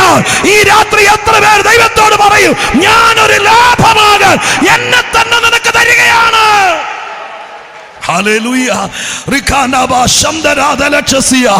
ഹല്ലേലൂയ. ഹല്ലേലൂയ. ഹല്ലേലൂയ. സ്തോത്രം ചെയ്യുന്നു. ഹല്ലേലൂയ. കർത്താവിന്റെ സന്നിധിയിൽ ഇന്ന് രാത്രി ചിലരെ ദൈവം തൊട്ടു പറയുന്നു, നിന്റെ കുടുംബത്തിലെ വിഷയങ്ങൾ തീരുകയാ, നീ സമൂഹത്തിന് ലാഭമാകാൻ പോകുകയാ, ജീവിതത്തിന് അർത്ഥമുണ്ടാകാൻ പോകുകയാ. കർത്താവ് ചിലരെ ഇന്ന് രാത്രി തൊടുകയാണ്. ഞാൻ സുവിശേഷം തന്നെയാണ് പറയുന്നത്, പക്ഷേ പരിശുദ്ധാത്മാവ് ചിലരെ കണ്ടുവെച്ചിട്ട് പറയുന്നത് പോലെ എന്റെ മനസ്സ് പറയുന്നു, ഇന്ന് രാത്രി ഞാൻ ഈ നാടിനെ, ഇവിടുത്തെ പരിസ്ഥിതിയൊക്കെ മനസ്സിൽ പേറി അടുക്കും ചിട്ടയുമായിട്ട് ചില വാക്യങ്ങളുമായിട്ടാണ് വന്നത്. പക്ഷെ ദൈവം പറയുന്നു, ഈ യോഗം നിമിത്തം ചിലര് ദൈവത്തിന് ലാഭമാകും, ചിലര് സഭയ്ക്ക് ലാഭമാകും, ചിലര് സമൂഹത്തിന് ലാഭമാകും. ജീവനുള്ള ദൈവത്തിന് നന്ദിയോടെ സ്തോത്രം ചെയ്യുന്നു. ഹല്ലേലൂയ. ഹല്ലേലൂയ. ഹല്ലേലൂയ. സ്തോത്രം. ഹല്ലേലൂയ. ആ പ്രാഗൽഭ്യത്തോടെ ചില പ്രാർത്ഥനാ വാചകങ്ങളൊന്നും ഏക്കാതെ വരിക. അപ്പോ ഒരിക്കലും പറയാത്തൊരു പ്രാർത്ഥനാ വാചകം ദാവീദ് എടുത്തിടുകയാണ്, ഞാൻ കുഴിയിലിറങ്ങിയാൽ നിനക്കെന്ത് ലാഭം. ഞാൻ ആ ഭാഗം വായിച്ച കാലത്ത് ഏതോ ഒരു സങ്കീർത്തന പ്രബോധനത്തിൽ ഞാൻ പറഞ്ഞത് ഓർക്കുന്നു. ഈ വാക്യത്തെ കേന്ദ്രീകരിച്ച് ചിന്തിച്ചപ്പോൾ അന്ന് പറഞ്ഞത് ഓർക്കുന്നു. ദൈവത്തിന് ദാവീദ് ലാഭമാണെന്ന് തോന്നിയപ്പോൾ സ്വർഗത്തിലെ ദൈവം ദാവീദിനെ നിലനിർത്താതിരുന്ന പലരെയും ദൈവം തട്ടിക്കളഞ്ഞു. ദൈവം തൂക്കി നോക്കുന്നവനാണെന്നൊരു വാക്ക് ബൈബിളിലുണ്ട്. ദൈവത്തിൻ്റെ ഒരു തുലാസുണ്ട്. സ്തോത്രം, ഹല്ലേലൂയ. ദാവീദിനേക്കാൾ മുമ്പ് അഭിഷേകം ചെയ്തവനാ ശൗല്. 13 വർഷം ശൗല് ദാവീദിനെ വീട്ടിൽ കിടത്തി ഉറക്കാതെ ഓടിച്ചു. ലാസ്റ്റ് നിക്കക്കള്ളി ഇല്ലാതെയായി. ദാവീദ് അവസാനം പറഞ്ഞു, ഞാൻ ഒരു ദിവസം ശൗലിൻ്റെ കയ്യാമ്മ വിശ്വാസം വരെ ചോർന്നു പോയി, മരിക്കുകയുള്ളൂ, ഫെലിസ്ത്യരുടെ ദേശത്തേക്ക് ഓടിപ്പോകുകയല്ലാതെ എനിക്ക് രക്ഷയില്ല. അങ്ങനെ പറയേണ്ട ഒരു സാഹചര്യം വന്നു. അവിടെ വെച്ച് ദൈവം നിശ്ചയിച്ചു. സ്വർഗത്തിലെ ദൈവത്തിൻ്റെ തുലാസിൽ ദൈവം തൂക്കി. ഒരു തട്ടിൽ ശൗലും ഒരു തട്ടിൽ ദാവീദും. ദൈവത്തിൻ്റെ തുലാസിൽ തൂക്കിയിട്ട് ദൈവം നോക്കി, ഇതിലാരാണ് ദൈവത്തിന് ലാഭം? സ്വർഗത്തിലെ ദൈവം വിധി എഴുതി. ശൗല് ജീവിച്ചിരുന്നത് കൊണ്ടും അവൻ അഭിഷേകം കൊടുത്തത് കൊണ്ടും ദൈവത്തിന് ഒരു ലാഭമില്ല. ദാവീദ് ജീവിച്ചിരുന്ന ലാഭമുണ്ട്. അതുകൊണ്ട് സ്വർഗീയ കോടതിയുടെ വിധി വന്നു. ശൗലിനെ നിഷ്കാസനം ചെയ്യുക, ദാവീദിനെ നിലനിർത്തുക. സ്തോത്രം, ഹല്ലേലൂയ. അഖീതോഫേൽ എന്ന് പറയുന്ന ഒരു വലിയ മനുഷ്യൻ വേദപുസ്തകത്തിൽ നിങ്ങൾ വായിച്ചിട്ടില്ലേ? ദാവീദിന്റെ കാലഘട്ടത്തിൽ അദ്ദേഹം രാജാക്കന്മാർക്ക് ഉപദേശം കൊടുക്കുന്ന, ആലോചന കൊടുക്കുന്ന രാജ്യതന്ത്രജ്ഞനായിരുന്നു. അദ്ദേഹത്തെക്കുറിച്ച് ശമൂവേലിന്റെ പുസ്തകത്തിൽ എഴുതിയിരിക്കുന്നത്, ആ കാലഘട്ടത്തിൽ അഖീതോഫേലിന്റെ ആലോചന ദൈവത്തിന്റെ ആലോചന പോലെയായിരുന്നു. അയാൾ എന്തു പറയുന്നു നടക്കുമായിരുന്നു. പക്ഷെ ഒരു സുപ്രഭാതത്തിൽ ദാവീദിന്റെ കാലുവാരി, സ്തോത്രം, ദാവീദിനെ മനഃപൂർവ്വമായി ചതിച്ച് വശീകരിച്ച് അബ്ശാലോമിന്റെ പക്ഷത്ത് നിന്ന് ദാവീദിന്റെ ഉറക്കം കെടത്തി. സ്തോത്രം, രാജ്യത്തെ രാജാക്കന്മാരെ പിടിച്ചു നിർത്തിയ രാജ്യതന്ത്രജ്ഞൻ, ബുദ്ധിമാൻ, സ്വർഗസ്ഥനായ ദൈവം. സ്തോത്രം, ദാവീദ് കരഞ്ഞു. അഖീതോഫേലുമുണ്ട് ശൗലിന്റെ അബ്ശാലോമിന്റെ കൂട്ടത്തിൽ നിന്ന് കേട്ടപ്പോൾ, സ്തോത്രം, ദാവീദ് ഒലുമറയിൽ പോയിരുന്ന് കരഞ്ഞു. ആ കരച്ചിൽ സ്വർഗത്തിലെത്തിയപ്പോൾ സ്വർഗത്തിലെ ദൈവം തുലാസെടുത്ത് തൂക്കി. ബുദ്ധിമാനും ശക്തനുമായിരിക്കുന്ന അഖീതോഫേൽ ജീവിച്ചിരിക്കുന്നതാണോ ദൈവത്തിന് ലാഭം? അതെയോ പാട്ടും പാടി സ്തോത്രം ചെയ്ത് കണ്ണുനീരും പ്രാർത്ഥനയുമുള്ള ദാവീദ് ജീവിച്ചിരിക്കുന്നതാണോ? സ്വർഗത്തിന്റെ തുലാസിൽ തൂക്കുമ്പോൾ ബുദ്ധി കൊണ്ടും കൂർമ്മ ബുദ്ധി കൊണ്ടും ജ്ഞാനം കൊണ്ടും കുതികാല് വെട്ടുകൊണ്ടും കള്ളത്തരം കൊണ്ടും കാല് വാരുന്നവനായിരിക്കുന്ന അതിശക്തിമാനും ബുദ്ധിമാനുമായിരിക്കുന്ന അഖീതോഫേലിനേക്കാൾ ദൈവത്തിന് ലാഭം ദാവീദ് ജീവിച്ചിരിക്കുന്നതാണ്. സ്വർഗത്തിലെ ദൈവം രാത്രിക്ക് രാത്രി അഖീതോഫേലിനെ തട്ടി മാറ്റി ദാവീദിനെ നിലനിർത്തി. നാബാൽ എന്ന് പറയുന്ന ഒരു കോടീശ്വരൻ, സമ്പന്നൻ ദാവീദിന്റെ കാലത്ത് ജീവിച്ചിരുന്നു. അയാൾക്ക് ആടുകളെ വളർത്തുന്ന കൃഷിയായിരുന്നു. വിവിധ തരം ആടുകളെ ആണ്ടിൽ 2 പ്രാവശ്യം അദ്ദേഹം ആടുകളുടെ രോമം കത്രിക്കും. ആ സമയത്ത് ഉത്സവമാണ് അദ്ദേഹത്തിന്റെ വീട്ടിൽ. ശമൂവേലിന്റെ പുസ്തകത്തിൽ വായിക്കുന്നു, അങ്ങനെ ആടുകളുടെ രോമം കത്തിരിക്കുന്ന ദിവസം ആ പഞ്ചായത്തിലെ മുഴുവൻ ആളുകൾക്ക് അദ്ദേഹത്തിന്റെ വീട്ടിൽ വിഭവസമൃദ്ധമായ വിരുന്നാണ്. അത്രയ്ക്ക് ജനപ്രിയനാണ് അദ്ദേഹം. ഇലക്ഷന് നിന്നാൽ പഞ്ചായത്തിൽ എതിരാളി ഉണ്ടാകില്ല, കാരണം അത്രയ്ക്ക് ആളുകൾക്ക് സമ്മതനാണ് അദ്ദേഹം. അത്രയ്ക്ക് കോടീശ്വരൻ, പണം മുടക്കി ആളുകളെ സേവിക്കുന്നയാൾ. സ്തോത്രം, ദാവീദ് രാജാവ് കാട്ടിൽ അലയുമ്പോൾ അദ്ദേഹം ശൗലിന്റെ പക്ഷക്കാരനായിരുന്നു. കാര്യമറിയാതെ സ്തോത്രം അങ്ങനെ ദാവീദിനെ ഒറ്റപ്പെടുത്തിയ ആളായിരുന്നു. ദാവീദ് കാട്ടിൽ അലയുമ്പോൾ അങ്ങ് താഴ്വാരത്ത് എവിടെയോ തീ പുകയുന്നതും വിരുന്നും സ്തോത്രം കണ്ടിട്ട് കാട്ടിൽ വെച്ച് തൻ്റെ ഭൃത്യന്മാരെ പറഞ്ഞയച്ചു. കാട്ടിലൂടെ ദാവീദ് പട്ടിണി കലയുകയാണ്. നിന്റെ വീട്ടിൽ വിരുന്ന് നടക്കുകയല്ലേ, ഒരു ഇല ചോറ് ദാവീദിന് കൊടുത്തയക്കാൻ വേണ്ടി ആവശ്യപ്പെട്ടു. വീട്ടുപടിക്കൽ വിശന്നിട്ട് ഒരു പൊതി ചോറിന് വന്ന ദാവീദിനെ നാബാൽ അഹങ്കാരത്തോടെ ആട്ടിപ്പായിച്ചു. സ്തോത്രം, ഹല്ലേലൂയ. ആട്ടിപ്പായിച്ചു. ചില ചീത്ത വാക്കുകളും പറഞ്ഞു. ദാവീദ് ഒന്നും പറഞ്ഞില്ല. സ്വർഗത്തിലെ ദൈവം അത് കണ്ടു. 10 ദിവസം ദൈവം ക്ഷമിച്ചു. 10 ദിവസം കഴിയുമ്പോൾ നാട്ടുകാർക്ക് മുഴുവൻ വിരുന്ന് കൊടുക്കുന്ന നാബാല് ജീവിച്ചിരിക്കുന്നതാണോ ദൈവത്തിൻ്റെ സന്നിധിയിൽ കർത്താവിൻ്റെ ഹൃദയപ്രകാരമുള്ള ദാവീദ് ജീവിച്ചിരിക്കുന്നതാണോ ലാഭമെന്ന് ദൈവം തൂക്കി നോക്കി. സ്വർഗത്തിന് പണം വിഷയമല്ല, പത്രാസ് വിഷയമല്ല, പദവി വിഷയമല്ല. ദൈവം തൂക്കി നോക്കുമ്പോൾ ദൈവത്തിന് ലാഭമാണെങ്കിൽ നീ ഇപ്പൊ എങ്ങും മരിക്കുകയല്ല, നിന്നെ ഇവിടെ ഓടിക്കാനും പറ്റിയല്ല, നിന്നെ തകർക്കാനും പറ്റിയല്ല. അതുകൊണ്ട് ആത്മീക ജീവിതത്തിന് ആകെ തുക ദൈവത്തിന് ലാഭമായി കൊള്ളുക. ഹല്ലേലൂയ. സ്വർഗത്തിലെ ദൈവം നാബാലിനെ തട്ടി മാറ്റിയിട്ട് ദാവീദിനെ നിലനിർത്തി. സ്വന്തം കുടുംബത്തിൽ ദാവീദിന്റെ മകൻ അബ്ശാലോം ദാവീദിന് എതിരാളിയായി. സ്തോത്രം, 8 ഭാര്യമാരിൽ 19 മക്കളാണ് ദാവീദിന്. ഈ 19 മക്കൾ 3 ഗ്രൂപ്പുകളാണ്, 3 പാനലുകൾ എന്ന് നമുക്ക് പറയാം. ആ രീതിയിലാണ് ഇവരെല്ലാവരും രാജാക്കന്മാർ, അപ്പന് ശേഷം രാജാവാകാൻ വേണ്ടി കാത്തിരിക്കുന്നവരാണ്. സ്തോത്രം. അതിൻ്റെ മത്സരം ആ വീട്ടിൽ നടക്കുന്നുണ്ട്. ഒരർത്ഥത്തിൽ പറഞ്ഞാൽ അകത്ത് മത്സരമാണ്, അധികാരമോഹത്തോടുകൂടെ ആ ഒരു നിലവാരത്തിൽ നിൽക്കുക. ഇതിൽ ഏറ്റവും ബുദ്ധിമാനും സൗന്ദര്യമുള്ളവനുമായിരുന്നു അബ്ശാലോം. ദാവീദിന് ഏറ്റവും ഇഷ്ടമുള്ള മോനുമായിരുന്നു. സ്തോത്രം. ഹല്ലേലൂയ.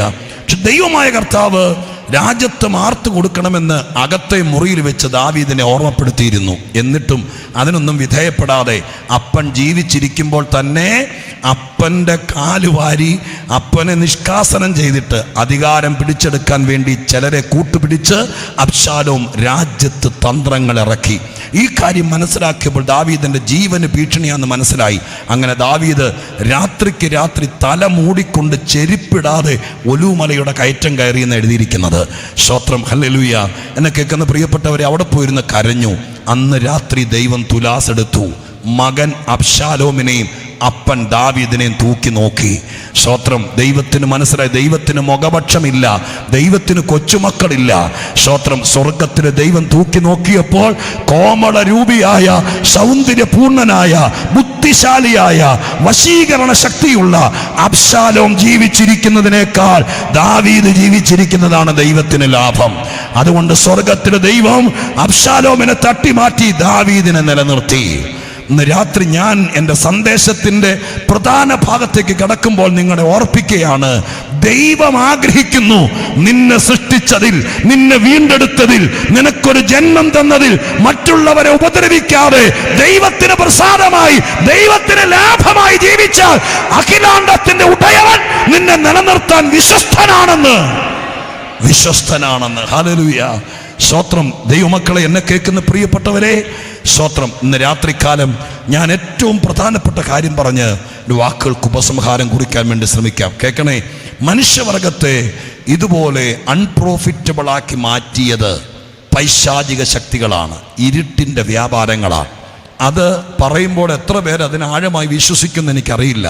ഇതൊരു സുവിശേഷ യോഗമാണല്ലോ, പുറത്തുള്ള എത്ര പേര് കേൾക്കുന്നുണ്ടെന്ന് എനിക്കറിയില്ല. ദൈവമക്കളാണ് ഇതിനകത്ത് കൂടുതലും എന്നറിയാം. എങ്കിലും ആത്മാവിൻ്റെ നിയോഗപ്രകാരം ഞാൻ ഇന്ന് രാത്രികാലം ഓർപ്പിക്കാം. വേദപുസ്തകത്തിനകത്ത് ഇരുട്ടിൻ്റെ പ്രവർത്തികൾ എന്നൊരു വാക്കുണ്ട്. അതിനർത്ഥം മനുഷ്യൻ്റെ ബുദ്ധിക്ക് നിരക്കുന്ന വാക്കുകൾ കൊണ്ട് അസാധാരണമായിരിക്കുന്ന ആത്മീക വിഷയങ്ങൾ അവതരിപ്പിക്കുന്നൊരു പുസ്തകമാണ് വിശുദ്ധ ബൈബിൾ. ഒന്നോടെ പറയാം, സ്വർഗീയമായിരിക്കുന്ന കാര്യങ്ങൾ, ആത്മീകമായിരിക്കുന്ന കാര്യങ്ങൾ മിസ്റ്ററിയാണ്. മിസ്റ്ററി, മർമ്മമാണ്. മർമ്മം എന്ന് പറഞ്ഞാൽ എന്താണ്? സാധാരണക്കാർക്ക് മനസ്സിലാകാത്തതാണ് മർമ്മം, മിസ്റ്ററി എന്ന് പറയുന്നത്. സ്തോത്രം. ദൈവികമായിരിക്കുന്ന കാര്യങ്ങളൊക്കെ ഒരു മർമ്മമാണ്. മാർമികമായിരിക്കുന്ന കാര്യങ്ങൾ സാധാരണക്കാരായ മനുഷ്യർക്ക് മനസ്സിലാകണമെങ്കിൽ മനുഷ്യൻ്റെ ബുദ്ധിക്ക് നിരക്കുന്ന കാര്യങ്ങളുമായിട്ട് അത് മാച്ച് ചെയ്യിപ്പിക്കണം. അതുകൊണ്ടാണ് കർത്താവ് ഇവിടെ വന്നപ്പോൾ ഉപമ പറഞ്ഞപ്പോൾ ദൈവരാജ്യം എന്നതൊരു മർമ്മമാണ്. അത് ഇന്നും വിശദീകരിച്ചിട്ട് ശരിക്കും അതിൻ്റെ പൊരുളങ്ങ് വന്നിട്ടില്ല. അതിനെക്കുറിച്ച് 100 പുസ്തകങ്ങൾ എഴുതിയാലും 100 കമൻട്രികൾ എഴുതിയാലും ദൈവരാജ്യം എന്ന വിഷയത്തെക്കുറിച്ച് നമ്മൾ 100 ദിവസം ബൈബിൾ ക്ലാസ് നടത്തിയാലും അതിൻ്റെ ഒറിജിനൽ തനതായത് ദൈവം മനസ്സിൽ കണ്ടത് ചാറൂറ്റി പുറത്തേക്ക് വന്നിട്ടില്ല. അതൊരു മർമ്മമാണ്. പക്ഷെ മനുഷ്യർക്കത് മനസ്സിലാകാൻ വേണ്ടിയിട്ടാണ് കർത്താവ് അതിനെ എല്ലാത്തരം മീനും പിടിക്കുന്ന വലയായിട്ടും, സ്തോത്രം, അടുക്കളയിൽ അമ്മമാർ ഉപയോഗിക്കുന്ന പുളിച്ച മാവായിട്ടും, സ്തോത്രം, കടുകുമണിയായിട്ടും ഒക്കെ ഉപമിച്ചതിൻ്റെ കാരണം സാധാരണക്കാർ ഉപയോഗിക്കുന്ന വസ്തുക്കൾ കൊണ്ട് ദൈവരാജ്യം എന്ന മർമ്മത്തെ ബോധ്യപ്പെടുത്തുകയാണ്. ഇതുപോലെ പൈശാചികം, സാത്താന്യം എന്നൊക്കെ പറയുമ്പോൾ ഒരു ബാലരമക്കഥയായിട്ട് കാണരുത്. സ്തോത്രം. പിന്നെയോ പൈശാചികം എന്നതൊരു മർമ്മമാണ്. സ്തോത്രം. ഹല്ലേലൂയ. സ്തോത്രം. എവിടെ? തെസ്സലോനിക്ക ലേഖനത്തിനകത്ത് അതിനെക്കുറിച്ച് പറഞ്ഞിരിക്കുന്നത് ഇങ്ങനെയാണ്. 2 തെസ്സലോനിക്കർ 2-ാം അധ്യായത്തിൻ്റെ 7-8 വാക്യങ്ങളിലായിരിക്കാം. ഞാൻ ആ വാക്ക് പറഞ്ഞു വിടാം, നിങ്ങൾ ബൈബിൾ നോക്കിയാൽ മതി. അവിടെ എഴുതിയിരിക്കുന്നത് അധർമ്മത്തിൻ്റെ മർമ്മം ഇപ്പോഴേ വ്യാപരിക്കുന്നുണ്ട്.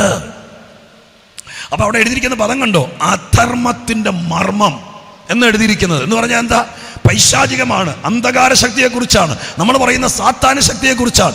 അതിനെക്കുറിച്ച് പൗലോസ് തെസ്സലോനിക്കർക്ക് പറയുകയാണ്, അതൊരു മർമ്മമാണ്. സാത്താൻ എന്നൊക്കെ പറയുന്നത് ചുമ്മാ നമ്മൾ അങ്ങോട്ടും ഇങ്ങോട്ടും മുമ്പ് തുപ്പിയും ശാസിച്ച് നടക്കുന്നതല്ല, ഇതൊരു മർമ്മമാണ്. മാർമികമായ കാര്യത്തെ ആത്മീകമായി കൈകാര്യം ചെയ്യാൻ പറ്റിയില്ലെങ്കിൽ സാത്താൻ നമ്മളെ പറ്റിക്കും. ചുമ്മാ ഞാൻ ഈ പറയുന്നത് വളരെ ആത്മാർത്ഥമായിട്ട് പറയുക. ഇതൊരു മാർമികമായ കാര്യമാണ്. എനിക്ക് തോന്നുന്നു, ഞാൻ പതുക്കെ പറയാം, പെന്തിക്കോസുകാരെ സാത്താൻ പറ്റിക്കുന്നത് പോലെ ലോകത്തിൽ വേറെ ആരെയും പറ്റിക്കുന്നില്ലെന്ന് എനിക്ക് തോന്നിയിട്ടുള്ളത്. നിങ്ങൾ പിണങ്ങിയാലും കുഴപ്പമില്ല. കാരണം എന്താ? നമ്മൾക്കിത് കൈകാര്യം ചെയ്യേണ്ട രീതിയിൽ മാർമികമായിട്ടല്ല അതിനെ കാണുന്നത്. സ്തോത്രം. ചിലർക്ക് തൊടുന്നതും പിടിക്കുന്നതും എല്ലാം അങ്ങ് സാത്താനാണ്. സ്തോത്രം. ഇപ്പൊ സാത്താന് മനസ്സിലായി എന്നെ ഇവന് പിടികിട്ടിയിട്ടില്ല. അങ്ങനെ ആയാൽ നമ്മുടെ കാര്യം അബദ്ധമാണ്. ഇതൊരു മർമ്മമാണ്. ഇത് മാർമികമായി കൈകാര്യം ചെയ്യേണ്ട കാര്യമാണ്. എല്ലാം അങ്ങ് സാത്താനും പിശാചാന്നും പറഞ്ഞാൽ ആകെപ്പാടെ ജീവിതം താളം തല്ലും. ഞാൻ പറഞ്ഞല്ലോ, ഞാൻ 10-24 വർഷമായിട്ട് ഒരു സഭയുടെ പാസ്റ്ററാണ്. അതുകൊണ്ട് 24 വർഷമായിട്ട് ഒരു കൂട്ടം ആളുകളെ ഞാൻ പഠിച്ചുകൊണ്ടിരിക്കുക. സ്തോത്രം. ഹല്ലേലൂയ. ഞാൻ മനസ്സിലാക്കുന്നു, ചിലരെ എത്ര പ്രാർത്ഥിച്ചാലും അവർ രക്ഷപ്പെടുമെന്ന് എനിക്ക് തോന്നുന്നില്ല. അറം പറ്റിയ വാക്ക് പറഞ്ഞെന്ന് പറയരുത്. കാരണം അവർക്ക് യേശുവിനേക്കാൾ പേടി സാത്താനെയാണ്. നമ്മൾ ഈ പറയുന്ന സത്യത്തെക്കാൾ അവരുടെ മനസ്സിൽ കയറിയ സാത്താന്യ ചിന്തകളാ. ആരോ കയറി ഇറങ്ങി നടന്നവർ പറഞ്ഞു ബന്ധനമാണ്, പൂട്ടാണ്, കെട്ടാണ്. ഇതിൻ്റെ പുറകെ നടക്കുന്നതിൻ്റെ പേരിൽ ജീവിതം പോലും താറുമാറായവരുണ്ട്. എൻ്റെ സഭയിൽ സ്തോത്രം, എൻ്റെ സഭയിലെ സഹോദരങ്ങൾ ഇവിടെ ഉണ്ട്. എങ്കിൽ പോലും ഞാൻ പറയാം, സ്തോത്രം, നാളുകളായി പരിശുദ്ധാത്മാഭിഷേകം പ്രാപിക്കാൻ ആഗ്രഹിച്ചിട്ടും ഇന്ന് വരെ അഭിഷേകം പ്രാപിക്കാത്ത സ്തോത്രം ഒരാളെ എൻ്റെ ഓർമ്മയിൽ നിൽക്കുന്നുണ്ട്. അദ്ദേഹം സ്തോത്രം അഭിഷേകം പ്രാപിക്കാൻ വേണ്ടി നിന്ന്, അദ്ദേഹം ഒരു വീട്ടിൽ ജോലിക്ക് നിൽക്കുന്ന ആളാണ്. സ്തോത്രം. എല്ലാവരും അഭിഷേകം പ്രാപിച്ച സമയത്ത് അവിടെ ഉപവാസ പ്രാർത്ഥനയൊക്കെ നടക്കുമ്പോൾ ചിലർ സ്തോത്രക്ക് അഭിഷേകം പ്രാപിച്ചപ്പോൾ കർത്തൃദാസം നടക്കുമ്പോൾ തലയെ കൈവച്ച് പ്രാർത്ഥിച്ചു. അപ്പോൾ സ്തോത്രം അങ്ങനെ പ്രാർത്ഥിച്ച സമയത്ത് ഒരുപാട് പേര് അഭിഷേകം പ്രാപിച്ചപ്പോൾ ഈ ആളും വന്നു, തലയെ കൈവച്ച് പ്രാർത്ഥിച്ചു. 2-3 ആവർത്തി പ്രാർത്ഥിച്ചു. അദ്ദേഹം പ്രാർത്ഥിച്ചപ്പോൾ അഭിഷേകം പ്രാപിച്ചില്ല. അഭിഷേകം എന്ന് പറഞ്ഞാൽ അന്യഭാഷയാണ് പ്രാപിച്ചത്. അപ്പോൾ അദ്ദേഹം അവരോടൊരു കാര്യം ചെവി പറഞ്ഞു. സ്തോത്രം. നിങ്ങൾ ജോലി ചെയ്യുന്ന സ്ഥാപനത്തിലെ ഉടമസ്ഥൻ രക്ഷിക്കപ്പെടാതെ നിങ്ങളുടെ കെട്ടഴിയില്ല. അപ്പോഴേ നിങ്ങൾ അഭിഷേകം പ്രാപിക്കുകയുള്ളൂ. ഇപ്പോഴും ഞാൻ 24 കൊല്ലമായിട്ട് അവരോട് അഭിഷേകം പ്രാപിക്കണം ചോദിക്കുമ്പോൾ അവർ പറയുന്നത് അറിയാമോ? ഞങ്ങളുടെ സാറ് രക്ഷിക്കപ്പെടാതെ ഞാൻ അഭിഷേകം പ്രാപിക്കില്ല. അതങ്ങ് പൂട്ട് വീണു. അപ്പം ഞാൻ നിങ്ങളോട് പറയാം, ഈ കയറി ഇറങ്ങി നടക്കുന്ന ഒരു വീട്ടിൽ വന്നിട്ട് യാതൊരു അഡ്രസ്സും ഐഡൻറ്റിറ്റി കാർഡും ഇല്ലാത്തവർ വന്ന് പറയുന്നത് മുഴുവൻ തലയെ പിടിച്ചു വെച്ചാൽ പിന്നെ അഴിയാത്ത പൂട്ടായി മാറും. ഇതൊരു മർമ്മമാണ്. സാത്താൻ ഉള്ളതാണ്. ഇതൊരു മർമ്മമാണ്. അത് മനസ്സിലാക്കി കൈകാര്യം ചെയ്യാൻ പറ്റിയില്ലെങ്കിൽ ഇത് അബദ്ധമായി മാറും. സ്തോത്രം. അതുകൊണ്ട് ബൈബിൾ പൈശാചികമായ കാര്യങ്ങളെ സ്തോത്രം ബോധ്യമാക്കാൻ വേണ്ടി ഉപയോഗിക്കുന്നൊരു പദമുണ്ട്, ഇരുട്ട് എന്ന പദം. ഇരുട്ട്. ബൈബിൾ വായിക്കുമ്പോൾ നിങ്ങൾക്ക് കാണാൻ പറ്റും, നിങ്ങൾ ഇരുട്ടിനുള്ളവരല്ല, വെളിച്ചത്തിൻ്റെ മക്കളാണ്.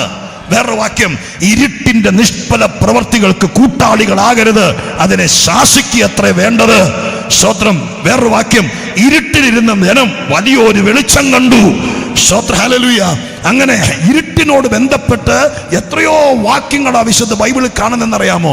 അവിടെ പറയുന്ന ഇരുട്ട്, ഈ ലൈറ്റ് ഓഫ് ആക്കുമ്പോൾ ഇവിടെ പ്രകൃതി തന്നെയാ ഉണ്ടാകുന്ന ഇരുട്ടിനെ അല്ല പറയുന്നത്. പിന്നെ എന്താണ്? അവിടെ മനുഷ്യന് പിടികിട്ടാത്ത സാത്താന്റെ രഹസ്യങ്ങളെ ഇരുട്ട് എന്ന് എല്ലാവർക്കും മനസ്സിലാകുന്ന ഒരു വാക്കുകൊണ്ട് ഉപയോഗിക്കുകയാണ്. അതിന്റെ ഓപ്പോസിറ്റാണ് വെളിച്ചം. വെളിച്ചം യേശുവിനെയും ദൈവസഭയെയും ദൈവീകതയും ചിത്രീകരിക്കുന്നതാണ്. ഏത് മനുഷ്യനെയും പ്രകാശിപ്പിക്കുന്ന സത്യ വെളിച്ചം ലോകത്തിലേക്ക് വന്നു എന്ന് പറഞ്ഞതിന്റെ അർത്ഥം എന്താ? യേശു ക്രിസ്തു ലോകത്തിലേക്ക് വന്നു. അപ്പൊ ഇരുട്ട് വെളിച്ചം എന്നുള്ള വാക്ക് ഇന്ന് രാത്രികാലം നിങ്ങളുടെ മനസ്സിൽ രജിസ്റ്റർ ചെയ്യണം. വേദപുസ്തകം വായിക്കുമ്പോൾ ഇതിനെല്ലാം മാർമികമായ അർത്ഥമുണ്ട്. ഇനി ഞാൻ നിങ്ങളോട് പറയാം, മനുഷ്യനെ അൺപ്രോഫിറ്റബിൾ ആക്കി തീർക്കാൻ മനുഷ്യന്റെ 4 മേഖലകളെ ഇരുട്ടാക്കി കളഞ്ഞു. ഈ നാട്ടിലെ നല്ലവരിൽ നല്ലവരായ എൻ്റെ പ്രിയപ്പെട്ടവർ എല്ലാവരും അകത്തോ പുറത്തോ എവിടെയാണെങ്കിലും, ഈ മൈക്ക് പുറത്തേക്കുണ്ടോയെന്ന് എനിക്കറിയില്ല, എവിടെയാണെങ്കിലും നിങ്ങൾ കേൾക്കുന്നവർ ഇത് ശ്രദ്ധിക്കണം. സ്തോത്രം. 4 മേഖലകൾ. ആ 4 വാക്യങ്ങൾ ഞാൻ വേഗത്തിൽ വായിച്ച് അവസാന ഭാഗത്തേക്ക് വരാം. കർത്താവ് ഈ രാത്രി ദൈവം 2 കാര്യങ്ങൾ ചെയ്യുമെന്നാണ് എൻ്റെ ഉറപ്പ്. ഒന്ന്, ചില മേഖലകളുടെ ഇരുട്ടിനെ ദൈവം തുടച്ചു മാറ്റും. 2, ചിലരെ കൂടെ ആലത്തൂർ സെന്ററിൽ ലാഭമാക്കി ദൈവം കൂട്ടിച്ചേർക്കും. ഇത് രണ്ടും നടക്കാൻ വേണ്ടി മാത്രമാണ് ഞാൻ ഈ പ്രസംഗിക്കുന്നത്. അതുകൊണ്ട് ഞാൻ പോകുന്നത് വണ്ടിയിൽ ഞാൻ പോരുമ്പോൾ ഇന്ന് രാത്രി എന്ത് ചെയ്യും ദൈവമെന്ന് ചോദിക്കുമ്പോൾ എൻ്റെ വചനം ഞാൻ നിവൃത്തിയാക്കിക്കോളാം, നീ പ്രസംഗിക്കാൻ പറഞ്ഞു വിട്ട ദൈവം എന്നോട്. പ്രസംഗത്തിന്റെ ഉള്ളടക്കം മനുഷ്യനെ ലാഭമാക്കുന്ന ദൈവം, ഇരുട്ട് മാറ്റുന്ന ദൈവം. ഇത് രണ്ടും ചില വീടുകളിൽ നടന്നാൽ അവര് നിത്യജീവൻ അവകാശികളായി തീരും. ഇന്ന് രാത്രി അവരോട് വന്നില്ലെങ്കിലും നിങ്ങൾ പ്രാർത്ഥിച്ചോളണം. അടുത്ത 1 കൊല്ലത്തെ പ്രോജക്റ്റ് ഇട്ടുകൊണ്ട് സ്വർഗത്തിലെ ദൈവം അങ്ങനെ ചിലരെ ഇരുട്ട് മാറ്റി വെളിച്ചത്തിൽ കൊണ്ടുവരും. അങ്ങനെ വിശ്വസിക്കുന്നവർ കരമുയർത്തി ദൈവത്തിന് സ്തോത്രം ചെയ്തേരെ. ഈ സ്തോത്രം ചെയ്തവരുടെ ഇടയിൽ നിങ്ങളുടെ വീട്ടിൽ നിങ്ങളുടെ മക്കളോ പ്രിയപ്പെട്ടവരൊക്കെ എത്ര പറഞ്ഞാലും കേൾക്കുകയില്ല, എത്ര ഉപദേശിച്ചാലും അനുസരിക്കുകയില്ല. അങ്ങനെയൊക്കെ ആണെങ്കിൽ ഞാൻ ഈ വിശദീകരിച്ചു വരുമ്പോൾ അവരുടെ ഹൃദയവും മനസ്സൊക്കെ ഇരുണ്ടിരിക്കുന്നെങ്കിൽ പ്രാർത്ഥിച്ചോളണം. ദൈവം അതിനെ വെളിച്ചമാക്കിയാൽ നിങ്ങളുടെ വീടിനകത്തും വിടുതൽ നടക്കും. സാത്താൻ ചെയ്ത കൊടും ക്രൂരത 4 പ്രധാന മേഖലകളെ മനുഷ്യന്റെ ഇരുട്ടാക്കിയതോടുകൂടെ മനുഷ്യന്റെ വിശേഷത നഷ്ടപ്പെട്ടു. അവൻ ആളത്വത്തിൽ 6 അടി പൊക്കത്തിൽ നടക്കും, പക്ഷെ വിശേഷം നഷ്ടപ്പെട്ടു. ആ 4 വാക്യങ്ങൾ കേൾക്കണ്ടേ? പാസ്റ്റർ വായിച്ചു കേൾപ്പിക്കും. ഒന്നാമത്തത് റോമാലേഖനം 1-ാം അധ്യായം 21-ാം വാക്യമാണ്. വായിച്ചാട്ടെ. അവർ ദൈവത്തെ അറിഞ്ഞിട്ടും അവനെ ദൈവമെന്നോർത്ത് മഹത്വീകരിക്കുകയോ നന്ദി കാണിക്കുകയോ ചെയ്യാതെ അടുത്തത് തങ്ങളുടെ നിരൂപണങ്ങളിൽ വ്യർത്ഥരായിത്തീർന്നു. അടുത്ത അവരുടെ വിവേകമില്ലാത്ത ഹൃദയം ഇരുണ്ടുപോയി. നോക്കണേ, റോമാലേഖനത്തിന്റെ ആമുഖത്തിൽ പറയുകയാണ്, സാക്ഷാൽ ദൈവത്തെ മനുഷ്യൻ മാറ്റിവെച്ചു. എന്നിട്ട് 4 ഇഴജാതി മനുഷ്യൻ ഈ വക രൂപങ്ങളെ ഉണ്ടാക്കി അതിനെ ദൈവം എന്ന് പറഞ്ഞ് ആരാധിക്കാൻ തുടങ്ങി. അങ്ങനെ ആരാധിക്കാൻ ഉണ്ടായ കാരണം മനുഷ്യന്റെ ഹൃദയം സാത്താൻ ഇരുട്ടാക്കി. സ്തോത്രം. അപ്പൊ ഹൃദയം ഇരുട്ടായാലുള്ള കുഴപ്പം എന്നാണെന്നറിയാമോ? സത്യദൈവത്തെ തിരിച്ചറിയാൻ പറ്റാതെയാകും.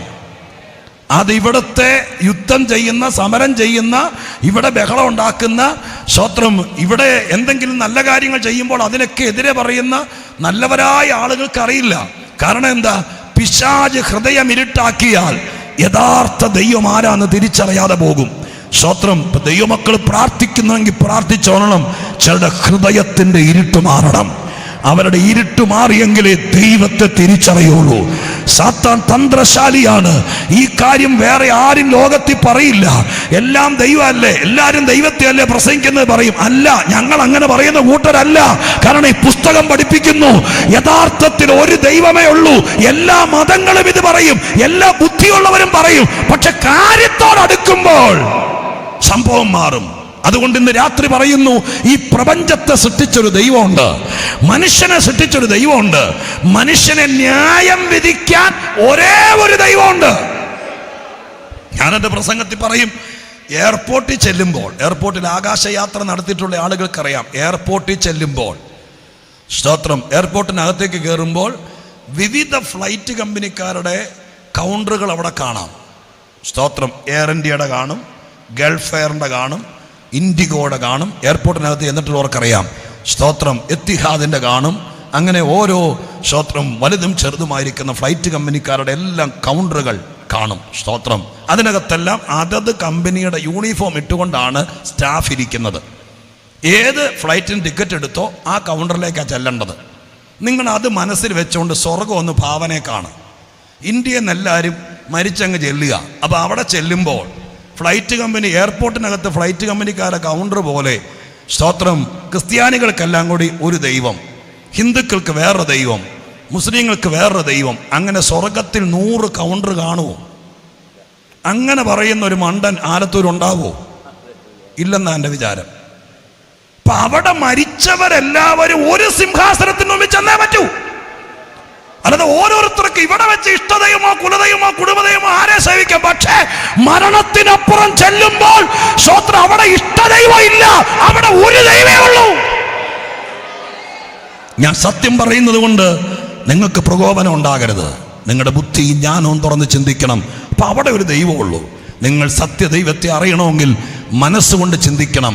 ഞാൻ മരിച്ചങ്ങ് ചെല്ലുമ്പോൾ എന്നെ ന്യായം വിധിക്കാനിരിക്കുന്നത് ആരായിരിക്കും? സ്തോത്രം. എല്ലാ മതങ്ങളും പറയുന്ന വാക്കിന് പോലും കണക്ക് പറയണം. മുകളിലൊരു അധികാരിയുണ്ട്. ആരായിരിക്കും ആ അധികാരി? വിശുദ്ധ ബൈബിൾ ആ കാര്യം പറയുന്നു. സ്തോത്രം. ന്യായവിധിയെല്ലാം പിതാവായ ദൈവം തന്റെ പുത്രനെ പരമേൽപ്പിച്ചിരിക്കുന്നു. ഞാൻ ഇന്ന് രാത്രി വെള്ള ഷർട്ടിട്ട് ഇവിടെ നിൽക്കുന്നത് നിങ്ങളുടെ കണ്ണുകൾക്ക് വിശ്വസിക്കാൻ കഴിയുമെങ്കിൽ, നിങ്ങൾ ഏത് വിഭാഗക്കാരാണെങ്കിലും ഒരു ദിവസം മരിച്ചവിടെ ചെല്ലുമ്പോൾ ഞാൻ ഈ പ്രസംഗിക്കുന്ന യേശു സ്തോത്രം സിംഹാസനാരൂഢനായിരിക്കും. ആ സിംഹാസനത്തിന് മുമ്പിൽ എന്നെ നിങ്ങളുടെ കണ്ണുകൾക്ക് വിശ്വസിക്കാമെങ്കിൽ ഇതുപോലൊരു ദിവസം നിൽക്കേണ്ടി വരും. എന്റെ സഹോദരങ്ങളെ, സാത്താൻ തന്ത്രശാലി ആയിരിക്കാൻ ഇങ്ങനെ ഒരു ദൈവം ഉണ്ടെന്നറിയാം, ഒരേ ഒരു ദൈവം ഉണ്ടെന്നറിയാം. ആ ദൈവത്തെ വിശ്വസിക്കാതിരിപ്പാൻ മനുഷ്യന്റെ ഹൃദയം ഇരുട്ടാക്കി കളഞ്ഞു. അപ്പൊ ആ ഇരുട്ട് അവിടെ കിടക്കുന്നിടത്തോളം കാലം സത്യദൈവത്തെ കാണിയല്ല.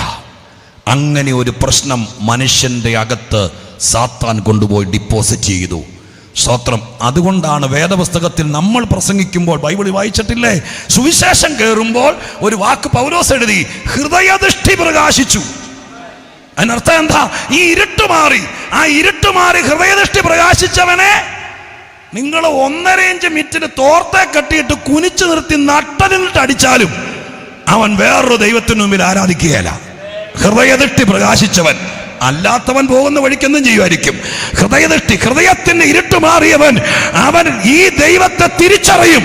അവൻ പിന്നെ മറ്റൊരു ദൈവത്തെ ആരാധിക്കില്ല. അതാണ് ഈ വേദപുസ്തകത്തിന്റെ ഉള്ളടക്കം. ഹല്ലേലൂയ.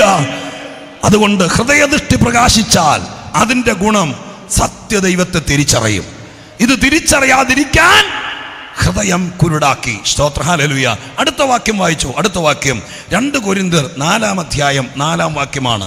ദൈവപ്രതിമയായ ക്രിസ്തുവിന്റെ തേജസ്സുള്ള സുവിശേഷത്തിന്റെ പ്രകാശനം ശോഭിക്കാതിരിപ്പാൻ ഈ ലോകത്തിന്റെ ദൈവം അവിശ്വാസികളുടെ മനസ്സ് കുരുടാക്കി. രണ്ടാമത്തത് മനസ്സ് കുരുടാക്കി എന്നൊരു വാക്ക് കണ്ടോ? മനസ്സ്. മറ്റത് ഹൃദയമാണ്, ഇത് മനസ്സാണ്. സ്തോത്രം. മനസ്സ് കുരുടാക്കി.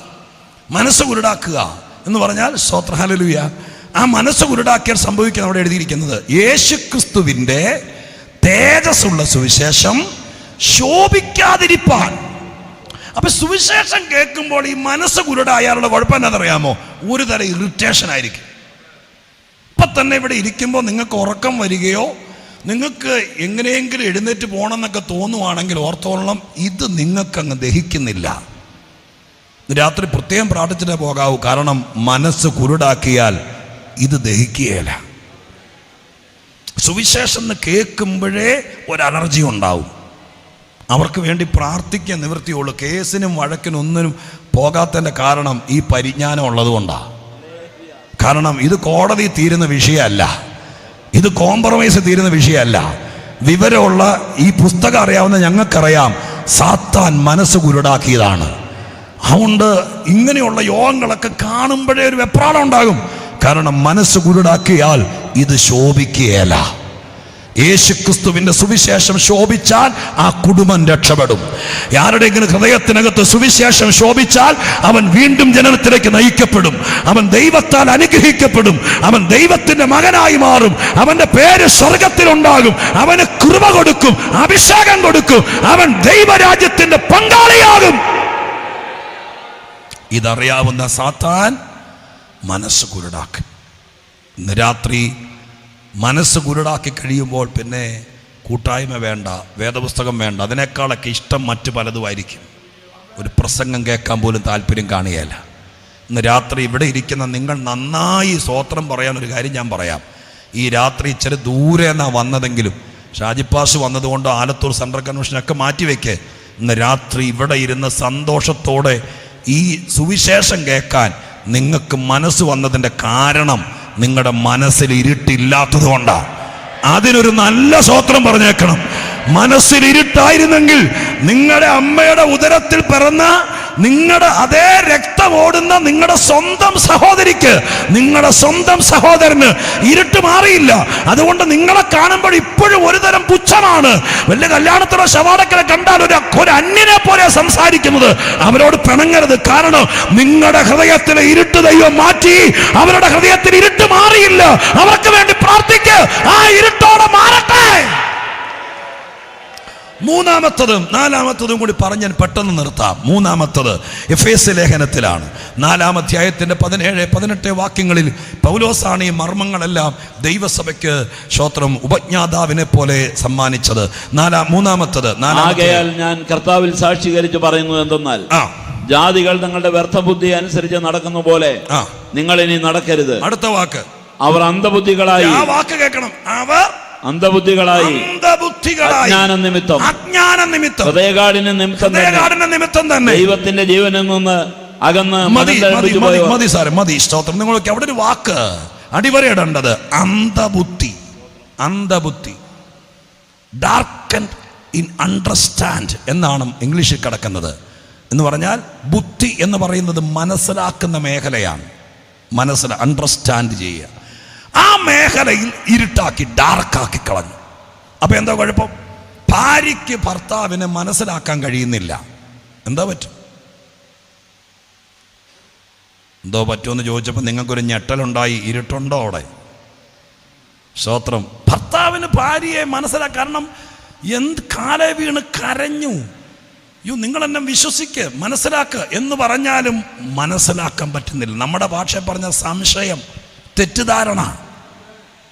ഏറ്റവും അധികം സാത്താൻ ചെയ്യുന്ന ചതിയാണിത്.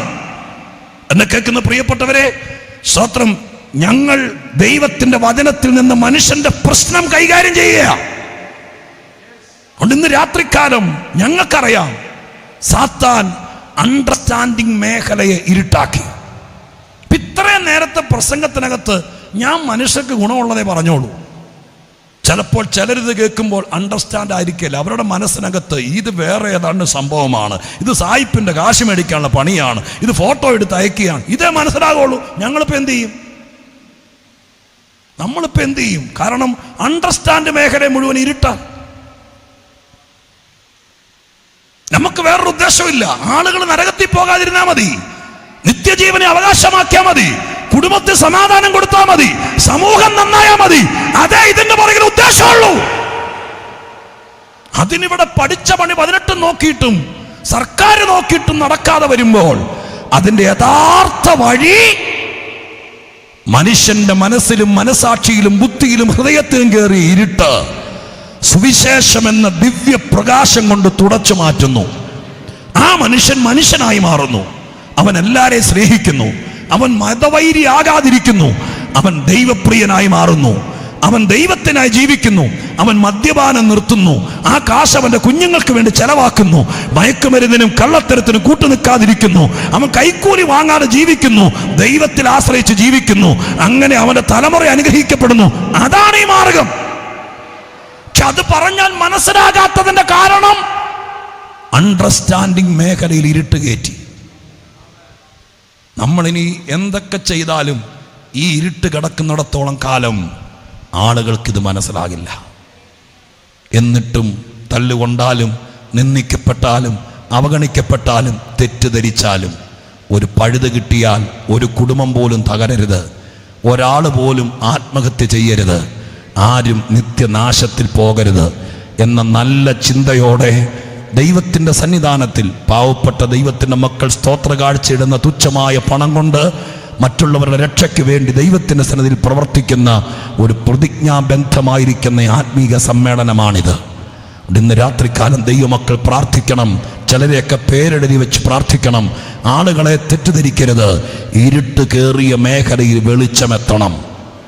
അതെത്തിയാൽ ഒരു വലിയ ഉണർവുണ്ടാകും. സ്തോത്രം. നാലാമത്തെ കാര്യം കൂടി പറഞ്ഞ് ഞാൻ മൈക്ക് അധ്യക്ഷന് കൊടുക്കാം. ബാക്കി കാര്യങ്ങൾ അദ്ദേഹം നിർവഹിക്കട്ടെ. നാലാമത്തത് കർത്താവ് പറഞ്ഞൊരു വാക്യമാണ്. വിശുദ്ധ മത്തായി 6:23. അല്പം വ്യാഖ്യാനിച്ചെടുക്കേണ്ടതാണെങ്കിലും ഒറ്റ വാക്കിൽ പറയാം. 6:23 നാലാമത്തെ. കണ്ണ് കേടുള്ളതെങ്കിലോ ശരീരം മുഴുവനും ഇരുണ്ടതായിരിക്കും. നിന്റെ ശരീരം മുഴുവനും ഇരുണ്ടതായിരിക്കും. എന്നാൽ നിന്നിലുള്ള വെളിച്ചം ഇരുട്ടായാൽ എത്ര വലിയത്. ആ ഇരുട്ടത്ര വലിയത്. അവിടെ എഴുതിയിരിക്കുന്ന ഒരു വാക്ക് ശരീരം മുഴുവൻ ഇരുണ്ടതായിരിക്കും എന്നുദ്ദേശിച്ചത് എന്നെ പോലെ തൊലി കറുത്ത് എന്നുള്ളതല്ല. സ്തോത്രം.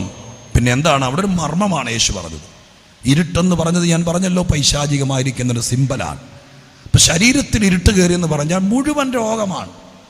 ശരീരം മുഴുവൻ. മനുഷ്യൻ്റെ ശരീരം ദൈവത്തിൻ്റെ മന്ദിരമാണ്. മഹാദൈവം നമുക്ക് വേണ്ടി തന്നതാണ് ഈ ശരീരം. ഇതിനകത്താണ് മനുഷ്യൻ വസിക്കുന്നത്. സ്തോത്രം. ഹല്ലേലൂയ. അതിനെ മുഴുവൻ ഇരുട്ട്. അതുകൊണ്ട് ഒരിക്കലും സ്വസ്ഥതയില്ല ശരീരത്തിന്. രോഗമാണോ കോടിക്കണക്കിന്. ഏറ്റവും കൂടുതൽ ഇന്ന് സ്തോത്രം ഇവിടെ പടർന്നു വളർന്നുകൊണ്ടിരിക്കുന്നത് ഹോസ്പിറ്റൽ മേഖലയാണ്. കാരണം എത്ര ആസ്പത്രി ഉണ്ടെങ്കിലും ഡോക്ടറെയൊക്കെ 3 മാസം മുമ്പ് ബുക്ക് ചെയ്യേണ്ടി വരുന്നു. കാരണം എന്താ? രോഗികൾ പെരുകുന്നു. ഇന്ന് രാത്രിക്കാലം ഇവിടെ ഇരിക്കുന്നവരോട് പറയാം, ഈ 4 മേഖലയിൽ ഇരുട്ട് കയറിയാൽ ബാക്കി മനുഷ്യൻ എന്തുണ്ട്? ഹൃദയത്തിലിരുട്ട്, മനസ്സിലിരുട്ട്, ബുദ്ധിയിലിരുട്ട്, ശരീരത്തിലിരുട്ട്. ഈ 4 മേഖലയും സാത്താൻ കൈയടക്കി. എന്നിട്ട് കളിപ്പാവയെപ്പോലെ ദുഷ്ടൻ കൊണ്ട് നടക്കുക. അവർക്കിതറിയാൻ കഴിയുന്നില്ല. ഒരു ദിവസം കൊലക്കളത്തിലേക്ക് കൊണ്ടുപോകുന്ന അറബ് മൃഗത്തെ പോലെ അവസാനിക്കും. അത് സംഭവിക്കാതിരിപ്പാൻ ഇന്ത്യൻ പെന്തിക്കോസ് ദൈവസഭയുടെ ആലത്തൂർ സെന്റർ ക്രമീകരിച്ച സുവിശേഷ യോഗത്തിൻ്റെ പ്രഥമ രാത്രി ആരോടുള്ള ദൈവത്തിൻ്റെ സ്നേഹം പ്രകടിപ്പിക്കുക. യേശു മനുഷ്യനെ ഇരുട്ടിൽ നിന്ന് വിടുവിപ്പാൻ വന്നവനാണ്. ഒരു മതം സ്ഥാപിക്കാൻ വന്നവനല്ല, ആളെ കൂട്ടാൻ വന്നവനല്ല. സ്തോത്രം. യേശുവിന് ഒറ്റ ഉദ്ദേശമുള്ളൂ, സാത്താൻ ഇരുട്ടാക്കിയ ചില കുടുംബങ്ങളെ വെളിച്ചമാക്കണം. അതിനെന്ന് രാത്രി ദൈവമക്കൾ പ്രാർത്ഥിക്കണം. ഒരു വാക്ക് നമ്മൾ പ്രാർത്ഥിക്കാൻ വേണ്ടി പോകുകയാണ്. ഞാൻ 2-3 വാക്യം കൂടി എഴുതി കൊടുത്തിരുന്നു, പക്ഷെ അവിടേക്ക് കിടക്കാൻ നിർവാഹമില്ല. ഇപ്പം ഇവിടെ നിർത്തുകയാണ്. എന്നെ കേൾക്കുന്ന പ്രിയപ്പെട്ടവരെ, ഈ നാടിന് വേണ്ടി നമുക്ക് ദൈവത്തോട് പ്രാർത്ഥിക്കാം. സ്തോത്രം. ഹല്ലേലൂയ. തെക്ക് നിന്ന് തിരുവല്ല കോട്ടയം പ്രദേശത്ത് നിന്ന് ഓടി വന്ന് ഊഷരമായിരിക്കുന്ന സുവിശേഷത്തിന് വരണ്ട് കിടക്കുന്ന ഈ പ്രദേശത്ത് ദൈവത്തിൻ്റെ വചനം പറഞ്ഞിട്ട് ഓടിപ്പോകുമ്പോൾ ഒരു ഭംഗി വാക്ക് പറഞ്ഞിട്ട് പോകാനല്ല. എൻ്റെ മനസ്സ് നിങ്ങളുടെ കൂടെ നിൽക്കുകയാണ്. ദൈവം എന്നെ ഏൽപ്പിച്ചത് അവിടെ ആയതുകൊണ്ട് ഇതിലപ്പുറം ഒന്നും ചെയ്യാൻ ഈ സമയത്ത് പറ്റത്തില്ലല്ലോ. ഞാൻ ഈ സത്യം പറഞ്ഞ് പ്രാർത്ഥിക്കാം. നമുക്കൊരു 100 പേരെങ്കിലും വെച്ച് പ്രാർത്ഥിക്കാം. അടുത്ത കൊല്ലം യേശു വരാൻ താമസിച്ചാൽ ഇവിടെ ഉത്തരവാദിത്ത ബോധമുള്ള കർത്തൃദാസന്മാരുണ്ട്. ആലത്തൂർ സെന്ററിന്റെ ചുമതല വഹിക്കുന്ന ദൈവദാസനുണ്ട്. വടക്കഞ്ചേരി സെന്ററിന്റെ ചുമതല വഹിക്കുന്ന ദൈവദാസനുണ്ട്. പാലക്കാട് സോണലിന്റെ ചുമതല വഹിക്കുന്ന ദൈവദാസനുണ്ട്. ഷാരോൺ ചർച്ചിന്റെ ദൈവദാസനുണ്ട്. ചിറ്റൂർ സെന്ററിന്റെ ദൈവദാസനുണ്ട്. ലോക്കൽ സഭകളുടെ കർത്തൃദാസന്മാരുണ്ട്. ആത്മഭാരമുള്ള ദൈവമക്കളുണ്ട്. ഞാൻ വിശ്വസിക്കുന്നു നമ്മളെല്ലാവരും കൂടെ ഇന്നൊരുപക്ഷെ ഈ സന്ദേശം പുറത്താരും കേട്ട് കാണില്ല, പക്ഷെ ദൈവം ഇതിൽ പ്രസാദിക്കും. കർത്താവ് നിങ്ങൾ പ്രാർത്ഥിക്കാൻ തുടങ്ങിയാൽ നിങ്ങളുടെ വീടിൻ്റെ ഇടത്തും വലത്തും താമസിക്കുന്ന ചില കുടുംബത്തിൽ വെളിച്ചം കയറ്റിവിടും. അവർ ഇരുട്ടിനെ അറസ്റ്റ് ചെയ്ത് മാറ്റും. ശത്രുക്കളെ പോലെ പെരുമാറുന്നവർ ശത്രുക്കളായിട്ടല്ല, അവരെ ദുഷ്ടൻ ഇരുട്ടിൽ പാർപ്പിച്ചിരിക്കുക. നിങ്ങളെ വിശ്വസിക്കാൻ പറ്റുന്നില്ല, തെറ്റിദ്ധരിക്കുക. നിങ്ങൾ യോഗത്തിന് പോയിട്ട് തിരിച്ചു ചെല്ലുമ്പോൾ, നിങ്ങളുടെ കുഞ്ഞുങ്ങൾ പഠിച്ചു പാസ്സാകുമ്പോൾ, നിങ്ങളുടെ വീട്ടിൽ പ്രാർത്ഥന നടക്കുമ്പോൾ അവർക്ക് ഇറിറ്റേഷൻ ഉണ്ടാകുക. കാരണം മുഴുവൻ ഇരുട്ടിൽ കിടക്കുക. ഇന്ന് രാത്രി വെളിച്ചങ്ങൾ വീശാൻ എത്ര പേർ ദൈവത്തോട് പ്രാർത്ഥിക്കാൻ ഇടയാകും? അന്ധത മാറട്ടെ, ഇരുട്ട് മാറട്ടെ, വെളിച്ചം കയറട്ടെ. അതിനുവേണ്ടി ഹൃദയദൃഷ്ടി പ്രകാശിക്കട്ടെ. ഒരു 100 പേരെ ഈ പ്രദേശത്ത് ദൈവം എഴുന്നേൽപ്പിക്കട്ടെ. അതിനുവേണ്ടി പ്രാർത്ഥിക്കാൻ തയ്യാറുള്ള ദൈവമക്കൾ കരമുയർത്തി ദൈവത്തിന് സ്തോത്രം ചെയ്താട്ടെ. ഇത്രയും ദൈവമക്കൾ സന്നദ്ധരാണെങ്കിൽ നിങ്ങൾ ഒരു നിമിഷം എഴുന്നേറ്റ് നിൽക്കാമെങ്കിൽ ഞാൻ ഒരു വാക്ക് പ്രാർത്ഥിച്ച് മടങ്ങിപ്പോയിക്കൊള്ളാം. നിങ്ങളെ ഓർത്ത് പിന്നെയും പ്രാർത്ഥിക്കാം. ഈ പ്രദേശങ്ങളിൽ ഈ വചനം ഫലിക്കട്ടെ. ഞാൻ ഇങ്ങനെ പ്രാർത്ഥിക്കാം, 1 കൊല്ലത്തേക്ക് ഈ ദൂത് ഈ നാട്ടിൽ പ്രകമ്പനം കൊള്ളട്ടെ. ചില കുടുംബങ്ങളിൽ ഇരുട്ട് മാറ്റട്ടെ. സ്തോത്രം. ദൈവമായ കർത്താവ് ഒരു വിശേഷതയില്ലാതെ മനുഷ്യനാണെന്നും പറഞ്ഞ് ജീവിക്കുന്ന ചിലരെ വിശേഷതയുള്ളവരാക്കി മാറ്റട്ടെ. ഞാനൊരു വാക്ക് പ്രാർത്ഥിക്കാം. പരിശുദ്ധ ദൈവമേ, ഞങ്ങളുടെ സ്വർഗീയ പിതാവേ, ഈ നിൽക്കുന്ന ദൈവമക്കൾ അവരെ ആദ്യം ഏൽപ്പിക്കുന്നപ്പ ഞങ്ങൾ ദൈവത്തിൻ്റെ മക്കളാണ്. ഇരുട്ടിൻ്റെ ഒരു ചെറിയ അംശമെങ്കിലും ഉണ്ടെങ്കിൽ ഇന്ന് രാത്രി ഞങ്ങൾ ഒന്നിച്ചു പ്രാർത്ഥിക്കുന്നു, സ്വർഗം അതിനെ വെളിച്ചമാക്കി മാറ്റണം. എല്ലാവരുടെ ഹൃദയദൃഷ്ടി പ്രകാശിക്കണപ്പാ. അങ്ങനെ കർത്താവിന് വേണ്ടി നിൽക്കണമേ. ഒപ്പം ഞങ്ങൾ ഈ നാടിന് വേണ്ടി പ്രാർത്ഥിക്കുന്നു. കർത്താവേ, ഹല്ലേലൂയ. കേരളത്തിൻ്റെ അങ്ങ് വടക്കേ അതിർത്തി മുതൽ ഇങ്ങോട്ട് യേശുവിൻ്റെ നാമത്തിൽ ഞങ്ങൾ പ്രാർത്ഥിക്കുന്നു നാഥ. യേശുവേ, ഈ പ്രദേശമെല്ലാം, ഈ പാലക്കാട്, തൃശ്ശൂർ ജില്ലകൾ കർത്താവിൻ്റെ കരങ്ങളിൽ ഏൽപ്പിക്കുക. അനേക ആളുകളുടെ ഇരുട്ട് മാറട്ടെ, വെളിച്ചം കയറട്ടെ, അവർ ദൈവത്തിന് പ്രയോജനമാകട്ടെ. ഇവിടെ വന്ന ദൈവമക്കൾ ലാഭമാകട്ടെ. ഒരു പേരിന് ദൈവവൈതലാകാനല്ല, പേരിന് പാസ്റ്ററാകാനല്ല, ഞങ്ങൾ ലാഭമാകട്ടെ, അനേകരെ നേടട്ടെ, ദൈവം അത് ചെയ്യട്ടെ.